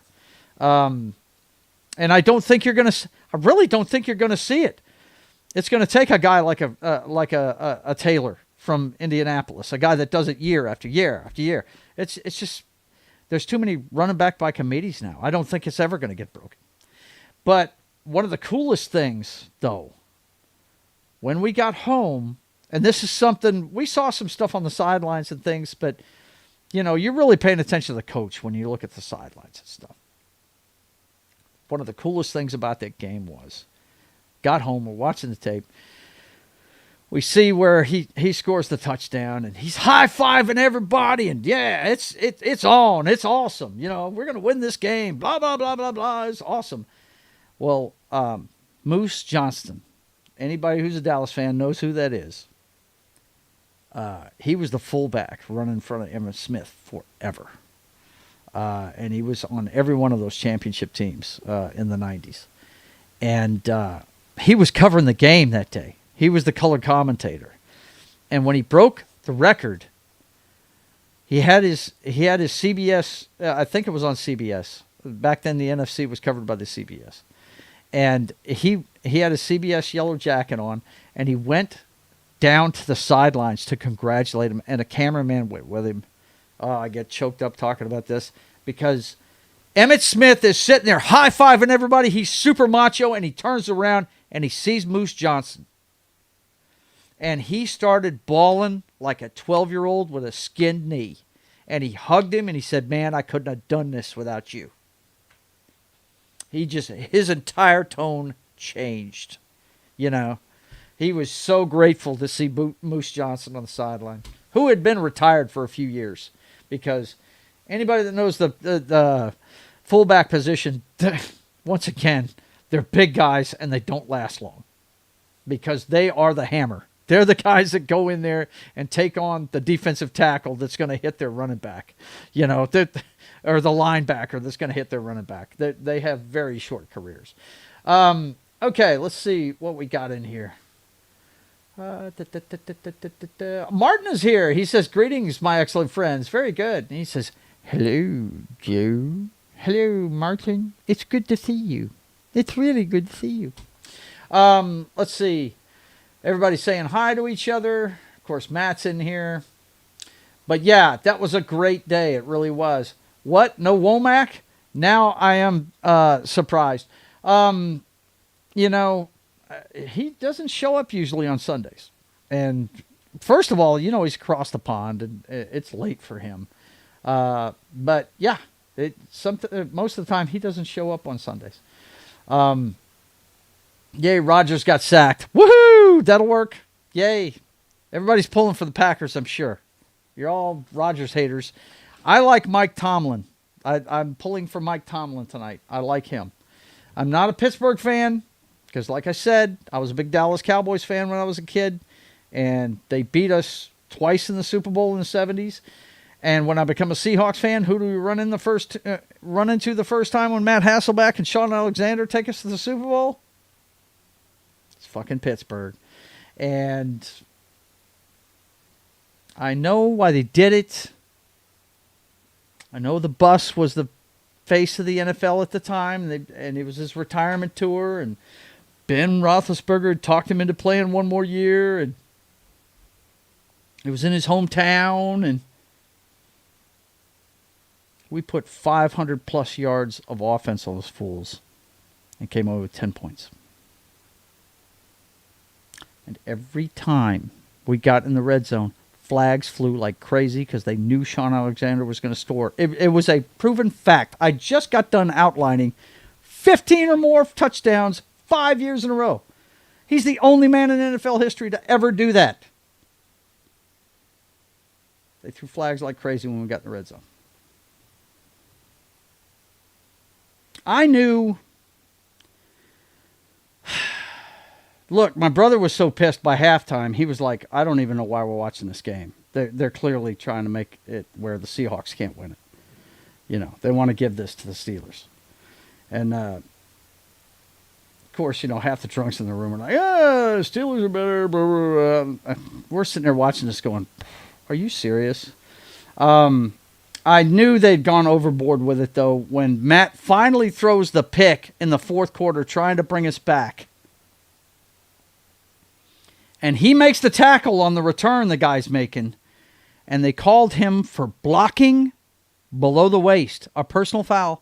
Blocking below the waist. Now, boys and girls, if you can tell me how you can block someone while you're tackling them, please explain that to me. Please explain that to me, how that happens. You are trying to stop the man. You are trying to tackle them. You're not blocking them. You're tackling them. And as far as I know, there's no tackling below the waist rule unless you're a quarterback post Tom Brady. Brady was playing in the league at the time, but they hadn't made the Brady rule yet. Okay, so that bad. Look, go watch that game sometime. If you're a football fan, you want to see some bad officiating. Look.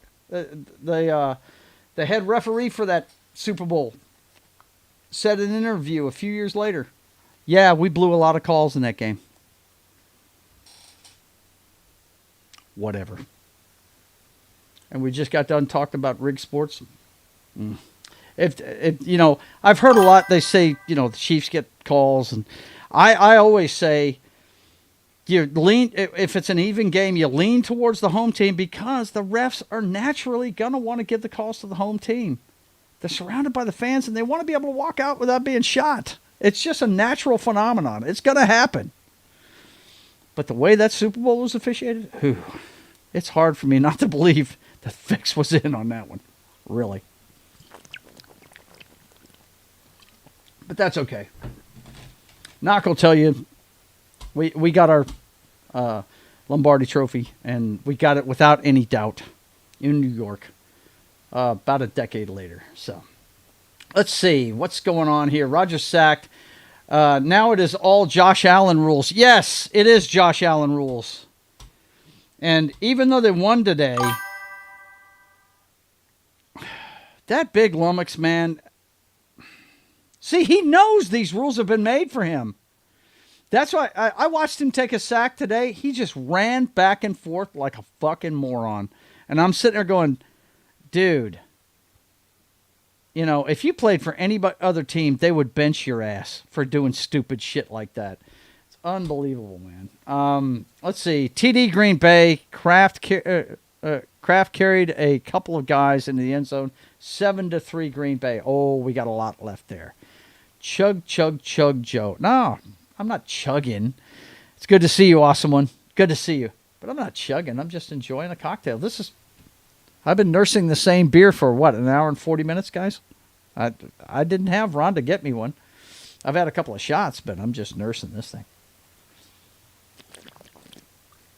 We've been talking stuff, whatever anybody wants to talk about. We were talking about movies that are upcoming. And like I said, we're going to be doing the November ones on Thursday. Let's get back to this. Let's take a look at, we stopped at Five Nights at Freddy's. I'm looking to see if there's anything I'm going to want to see. Let's see, that's the 5th. The 12th, Hamnet. I don't know what that is. Dust Bunny? Dust Bunny? Wait a minute. What is this? Oh, shit, that's Michael Mads Mikkelsen, excuse me. Whoa, what is this? Dust Bunny. An 8-year-old girl asks her scheming neighbor for help in killing the monster under her bed that she thinks ate her family. What? Sigourney River, Mads Mikkelsen, and David Desmond. Wow. You guys in the mood to watch a trailer? I like everybody I'm seeing in this thing. Hang on a second. Let's watch a trailer. What do you think? Hang on.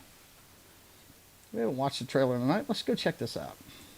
I'm going to have to put it on a Chrome tab so I won't be echoing off the walls or anything. Let's see what we got.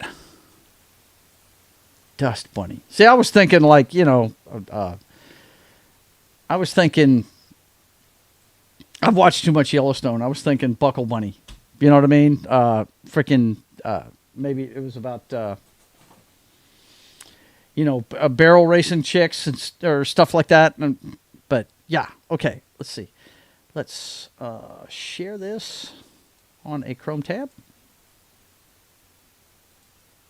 so that we can hear the sound, and we will check it out. I know I like the actors in it. That's for damn sure. Hang on, let me pull this to another screen where it'll look a little bit better on our screen. Hang on. Okay, so let's go ahead and get this rolling. Pause it. Roll it back. And let's get some volume to it. Yeah. Let's check it out. This is the trailer for Dust Bunny.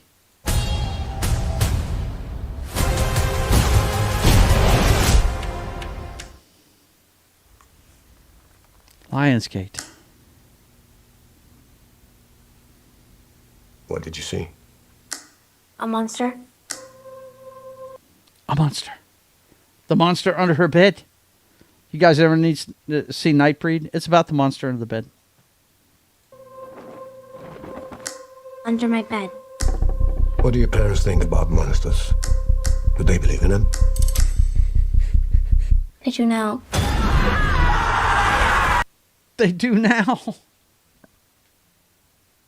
Oh boy. Have we got a psychotic kid? Is this a psychotic kid that kills everybody?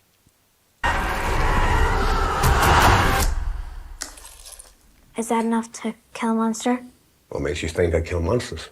You seem like you killed all it thinks. From the monstrous mind of Brian Fuller. We'll have to check him out and see what he's made. Okay. You believe in monsters? You're a monster. She believe in you. Wow. Creator of Hannibal. What, the TV show? Is that what this is? The director, I mean?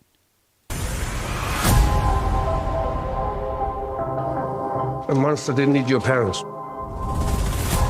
Those were men. They came to kill me. Ah.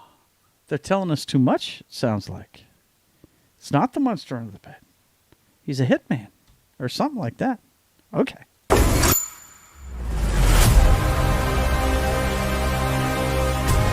Why would a monster eat your family? Have you seen something you shouldn't have seen?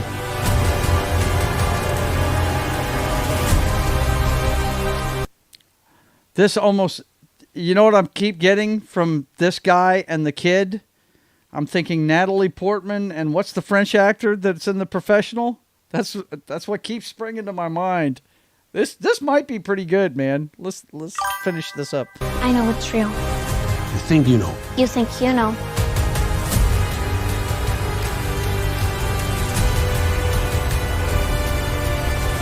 Her being here won't stop them.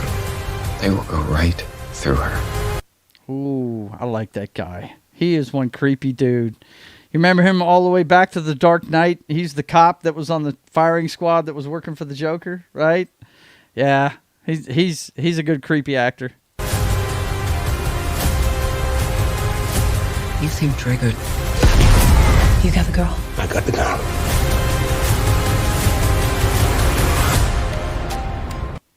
Dust Bunny. This might be good. I'm getting excited for this now. I might have to go see this. Believe in Monsters. Only in theaters. Nice. Lionsgate's doing that one. Okie doke. I don't know. That looks cool to me. Let's see what you guys think. Let's see. Don't even think about movies or going to movies anymore. Really awesome one? That's a shame. I like movies. I will always like movies. Let's see. Leon. Yeah. That was the name of it internationally. It was called The Professional here in the States. Jean Reno. Yeah. He's an awesome actor. But I know he's in a movie you can't stand, but he's great in that movie. My favorite movie with him in it, other than The Professional, I think that's his best role ever. But I really liked him as the cop in the Da Vinci Code. That, you know, if you guys have seen the Da Vinci Code, he is a true believer in his faith and the order he works for, and he is blindly devoted. But when he finds out he was fucked over and got played, oh, he's really, really mad. He's a great character in the Da Vinci Code. He really is. So, yeah, that's the kind of vibes I got from that. I don't know. That looks pretty cool. Dust Bunny. I'm going to have to check that movie out, man. One way, shape, or form, I'm going to have to check that one out. I think I've already told you guys, I love Mads Mikkelsen. I think that guy's a great actor, man. I think they really did a disservice getting rid of him in the Doctor Strange movie. I think he could have been a really great bad guy in that series of movies. You know, imagine what Multiverse of Madness would have been like if Mads Mikkelsen's character was involved in it somehow, manipulating the strings and stuff like that. I mean, I'm a big believer. Okay. You guys know I'm a big Spider-Man fan. You see I've got my Spider-Man stuff here all the time. I got my plushie. Got my Spider-Man comic books up there along with my Supergirl comic books. I'm Spider-Man. Roll Fox is Supergirl. Okay? That's our equivalents in the comic book universe. Okay? That's just the way it is. All right. When it comes to Spider-Man movies, they've never gotten the character completely right. Okay? The best Spider-Man movie they've put together so far is the second one with Doc Ock. The only problem with it is they kill him at the end of it. You don't kill off Doc Ock. He's a great nemesis for Spider-Man. You could tell 50 stories with those two at each other's throats. You know what I'm saying? Hell, at one point in the comic books, he became the superior Spider-Man. He took over for Spider-Man after Peter Parker died. You know? And it actually, as much as I hated it, it ended up being a pretty good run of comics. It really did. It's probably the last good Spider-Man run. Well, I take that back. I did like the Spider-Verse, not the movies. I did like the movie, the Miles Morales movie, but that's Miles Morales. It's not Spider-Man. Spider-Man was in the movie. Peter Parker was there, but he was an older, out-of-shape guy. Anyway, the Spider-Verse comics was probably the last storyline that I thought was pretty good. But this trend of killing off the villains. I'm like, God, guys, come on. You've got to beat them into submission and either throw them in prison so they can break out and wreak more havoc, you know. I mean, come on. Everything doesn't have to be dystopian. Everything doesn't have to be the Punisher kills the bad guy. It doesn't have to be that way. Matter of fact, with a lot of superhero comics, it's not that way. So, you know. So, yeah. And Mads Mikkelsen, I thought that was a big opportunity lost. He was a great bad guy in that friggin'... basically, it was Iron Man 2, but it was called Doctor Strange. They're both... Those characters are a lot alike. They're both narcissistic geniuses who end up getting powers, and but they still stay narcissists the entire time, right? Let's see. Martin says, you are always simping after that masked menace. The Green Goblin did nothing wrong.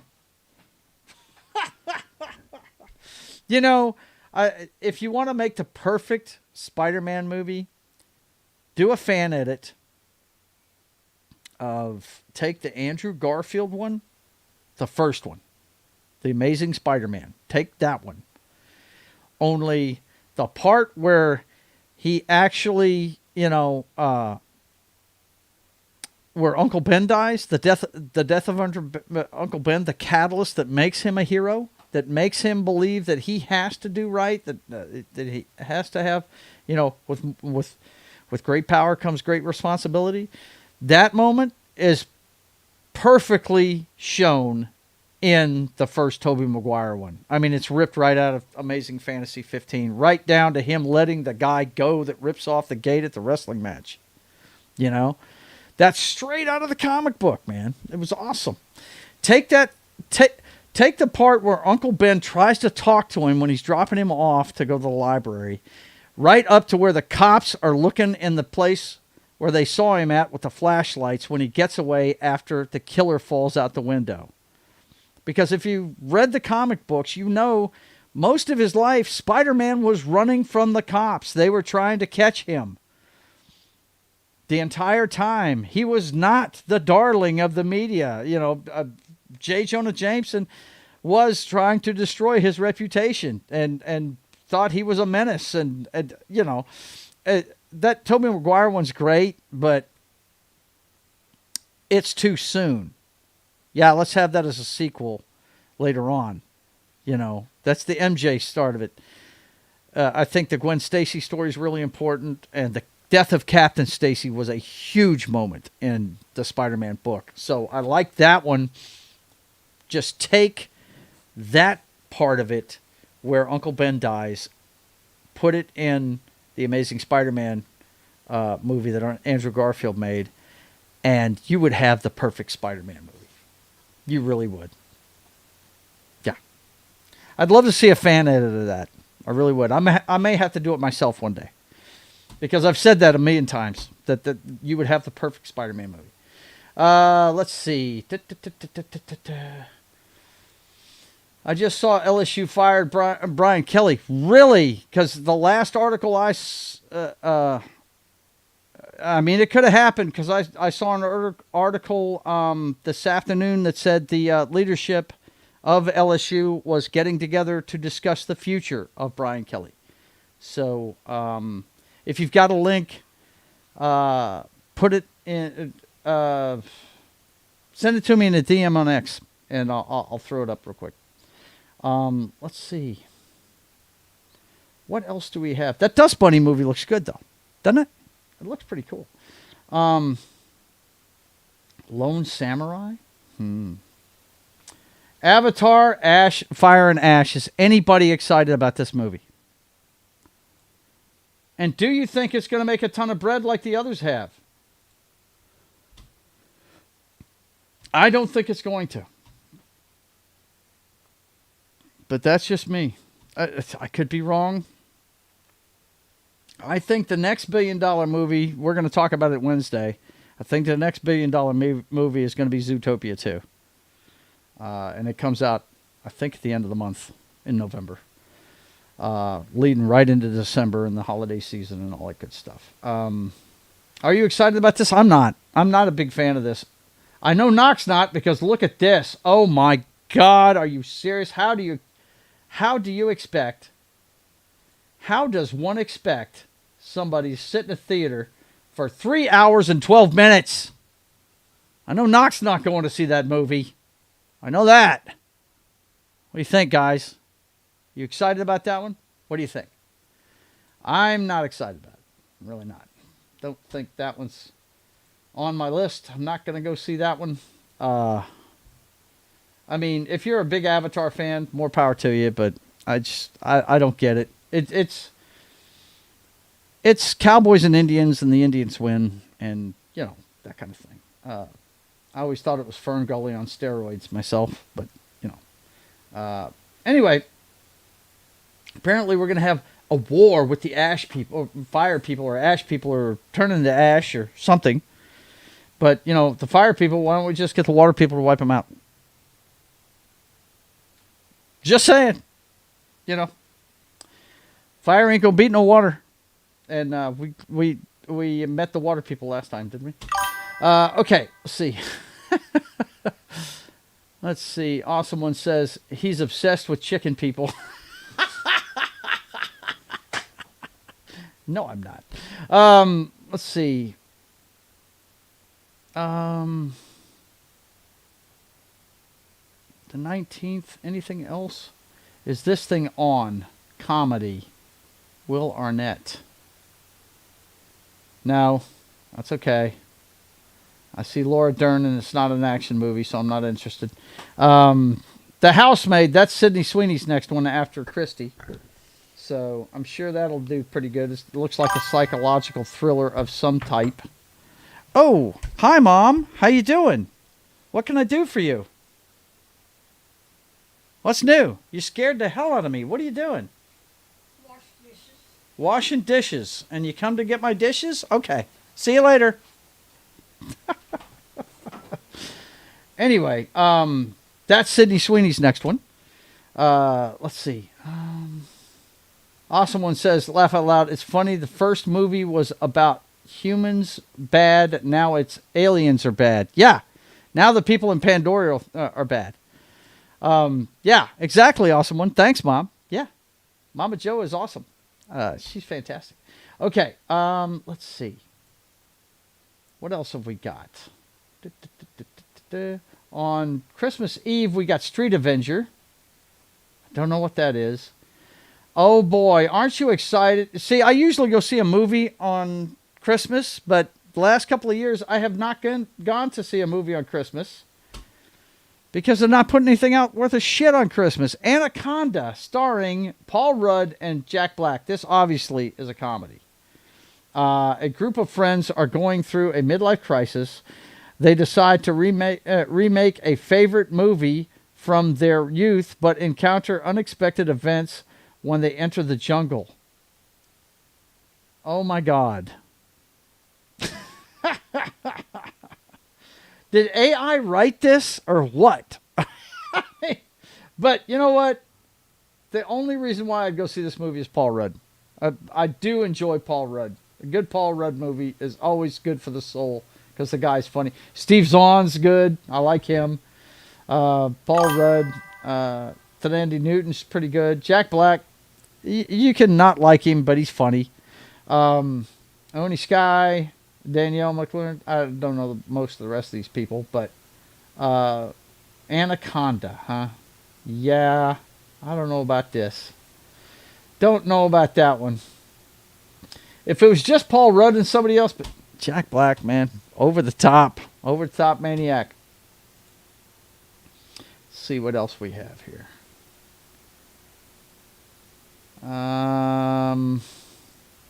Killer Clown Girls? What? Are you serious? What is this? Looks like somebody got into the crayon box and went crazy. That's nuts. Comedy Conda. Exactly. Awesome One. You're absolutely correct. Absolutely correct. Okay, boys and girls, I'm going to go watch the rest of this game. We have hit the 2-hour mark, and I'm not doing another shot. I'm going to go ahead and nurse this down to nothing and go watch the rest of the game. I hope you have enjoyed hanging out with me. I want to tell you all that I appreciate you subscribing to the channel. We're at 704 now and riding hard towards 800. It was only 4 months ago I did the 600 one, and it's only been, like I said, 4 months, and we got another 100. So hopefully this continues to avalanche the way it's doing towards 1,000.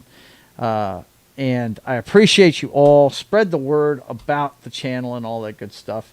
I do want to share with you places that you can support the channel. And Knock, I remember what you said about the little trailer at the bottom of the screen. I was so busy watching the games this afternoon, I didn't get around to it, but I'll work on that tomorrow.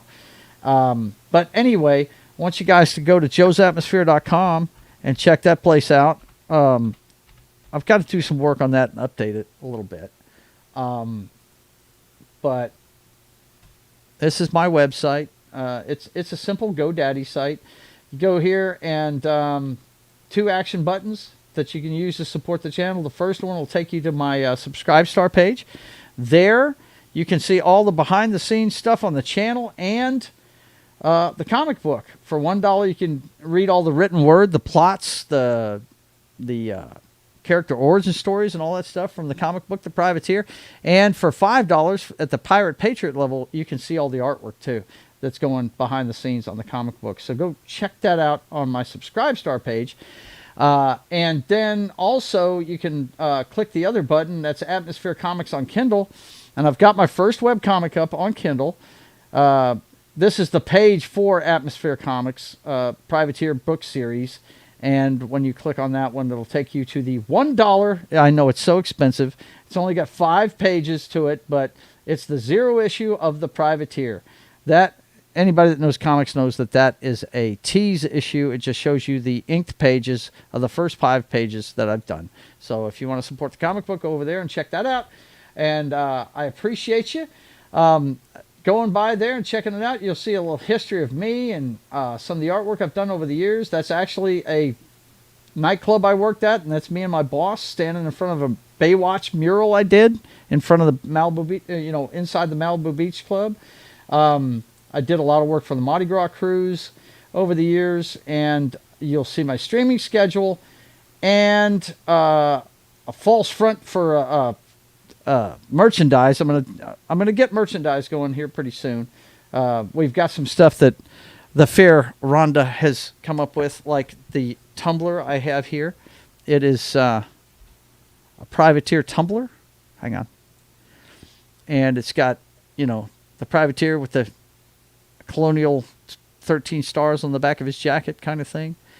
And it says joesatmosphere.com. This is one of the things we're going to put on the website whenever we get it up and running. Probably January 1st we're going to have this. Because we've got a few shows between now and then. So we're going to concentrate on that. And in January we'll have a lot of time to do stuff like this. So that's when I'm going to put, stuff on there. And I've got some gifts I'm going to send out this holiday season, like the coffee mugs to some people and stuff. See how they like them. So, but this is always open.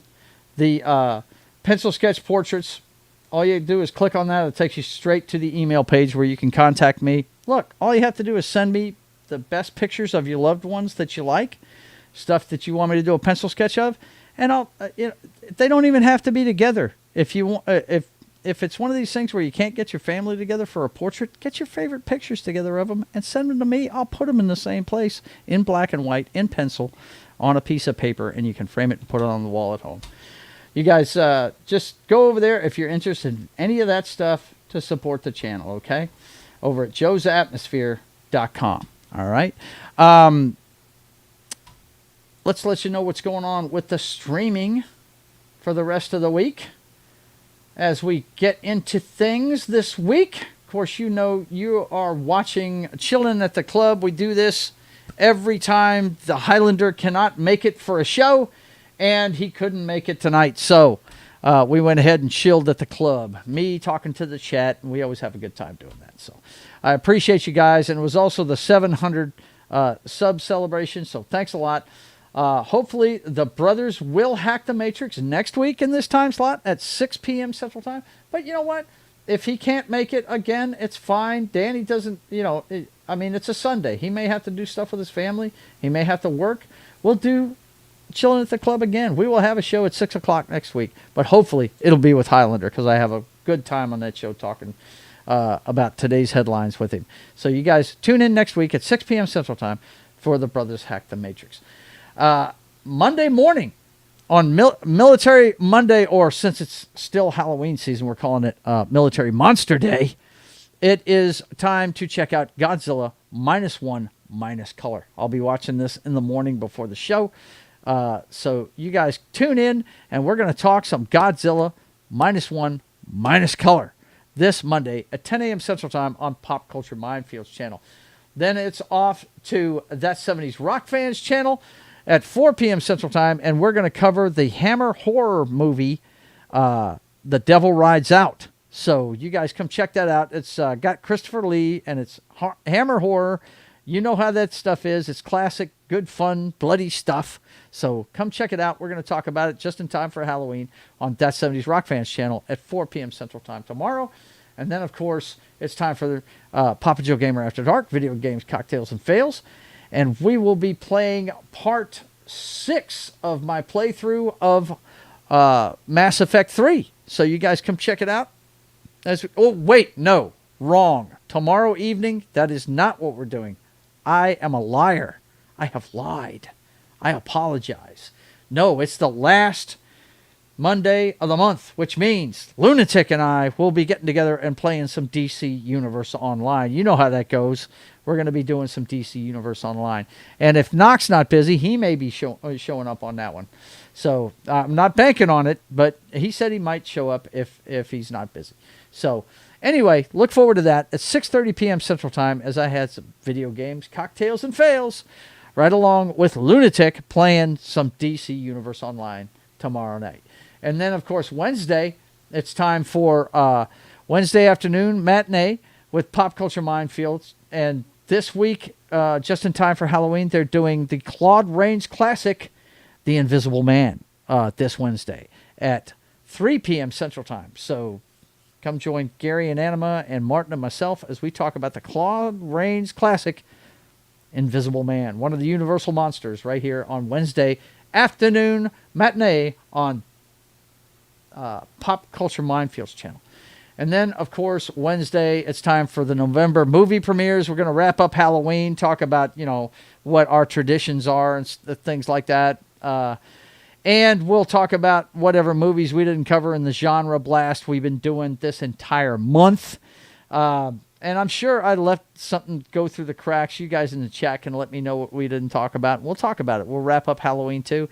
Plus, we have the Sweeney Spot. Of course, she's got her movies coming out here pretty quick at the beginning of the month. So we will have a great show for you this Wednesday at 5:30 p.m. Central Time on my channel for State of the Atmosphere. And then, of course, Friday at 1 p.m. Central Time, it's time for Sketching the Privateer.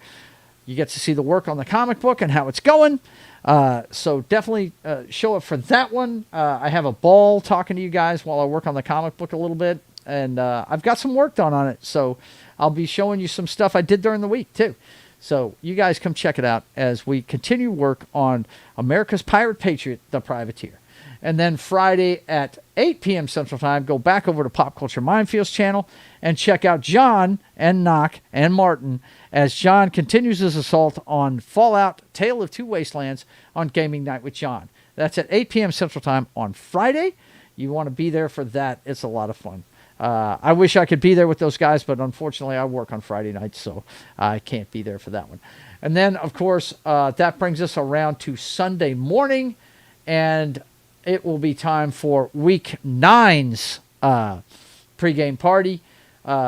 We had Week 8 this morning. We had a good show. John couldn't be there this morning, but me and Ron had a really good time talking about the games and everything. And boy, were we wrong about some of them. Oh, my God.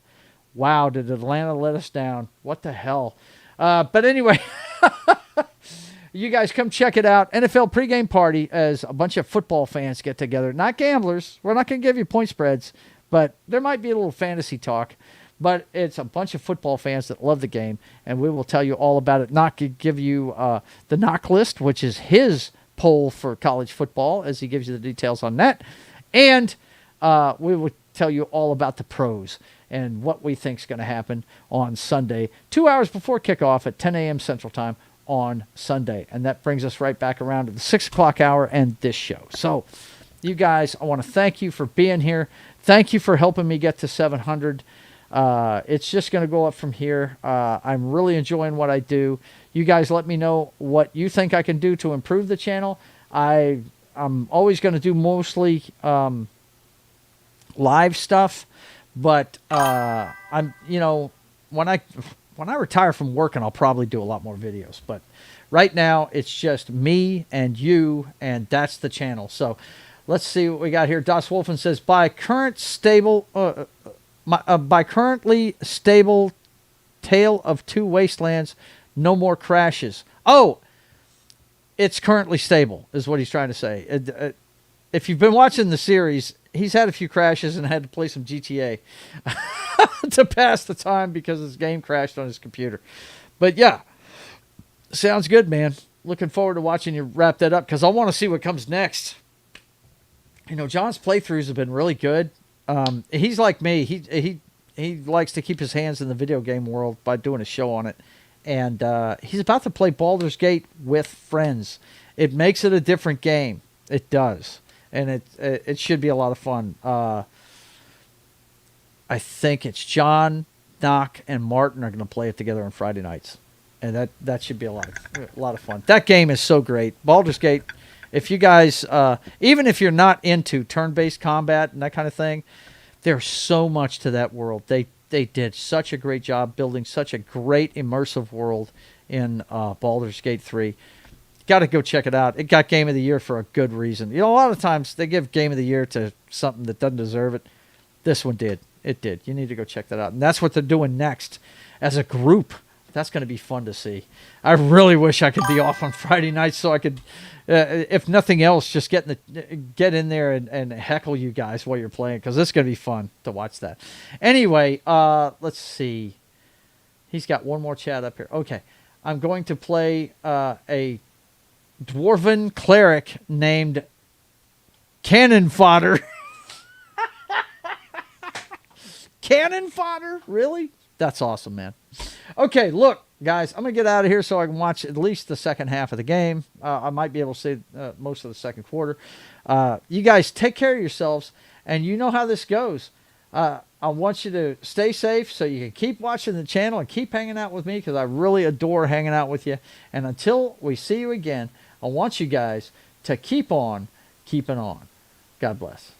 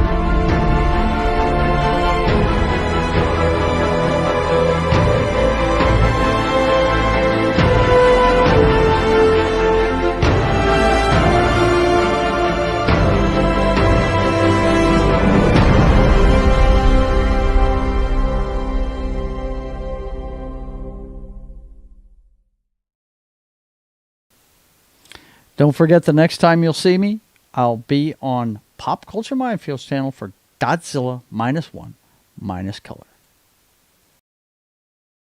And whether you like them small, medium, or large, Titty Tuesday begins on Sunday, 2 days early, always. on Joe's Atmospheres channel. We'll see you next time, guys. Peace.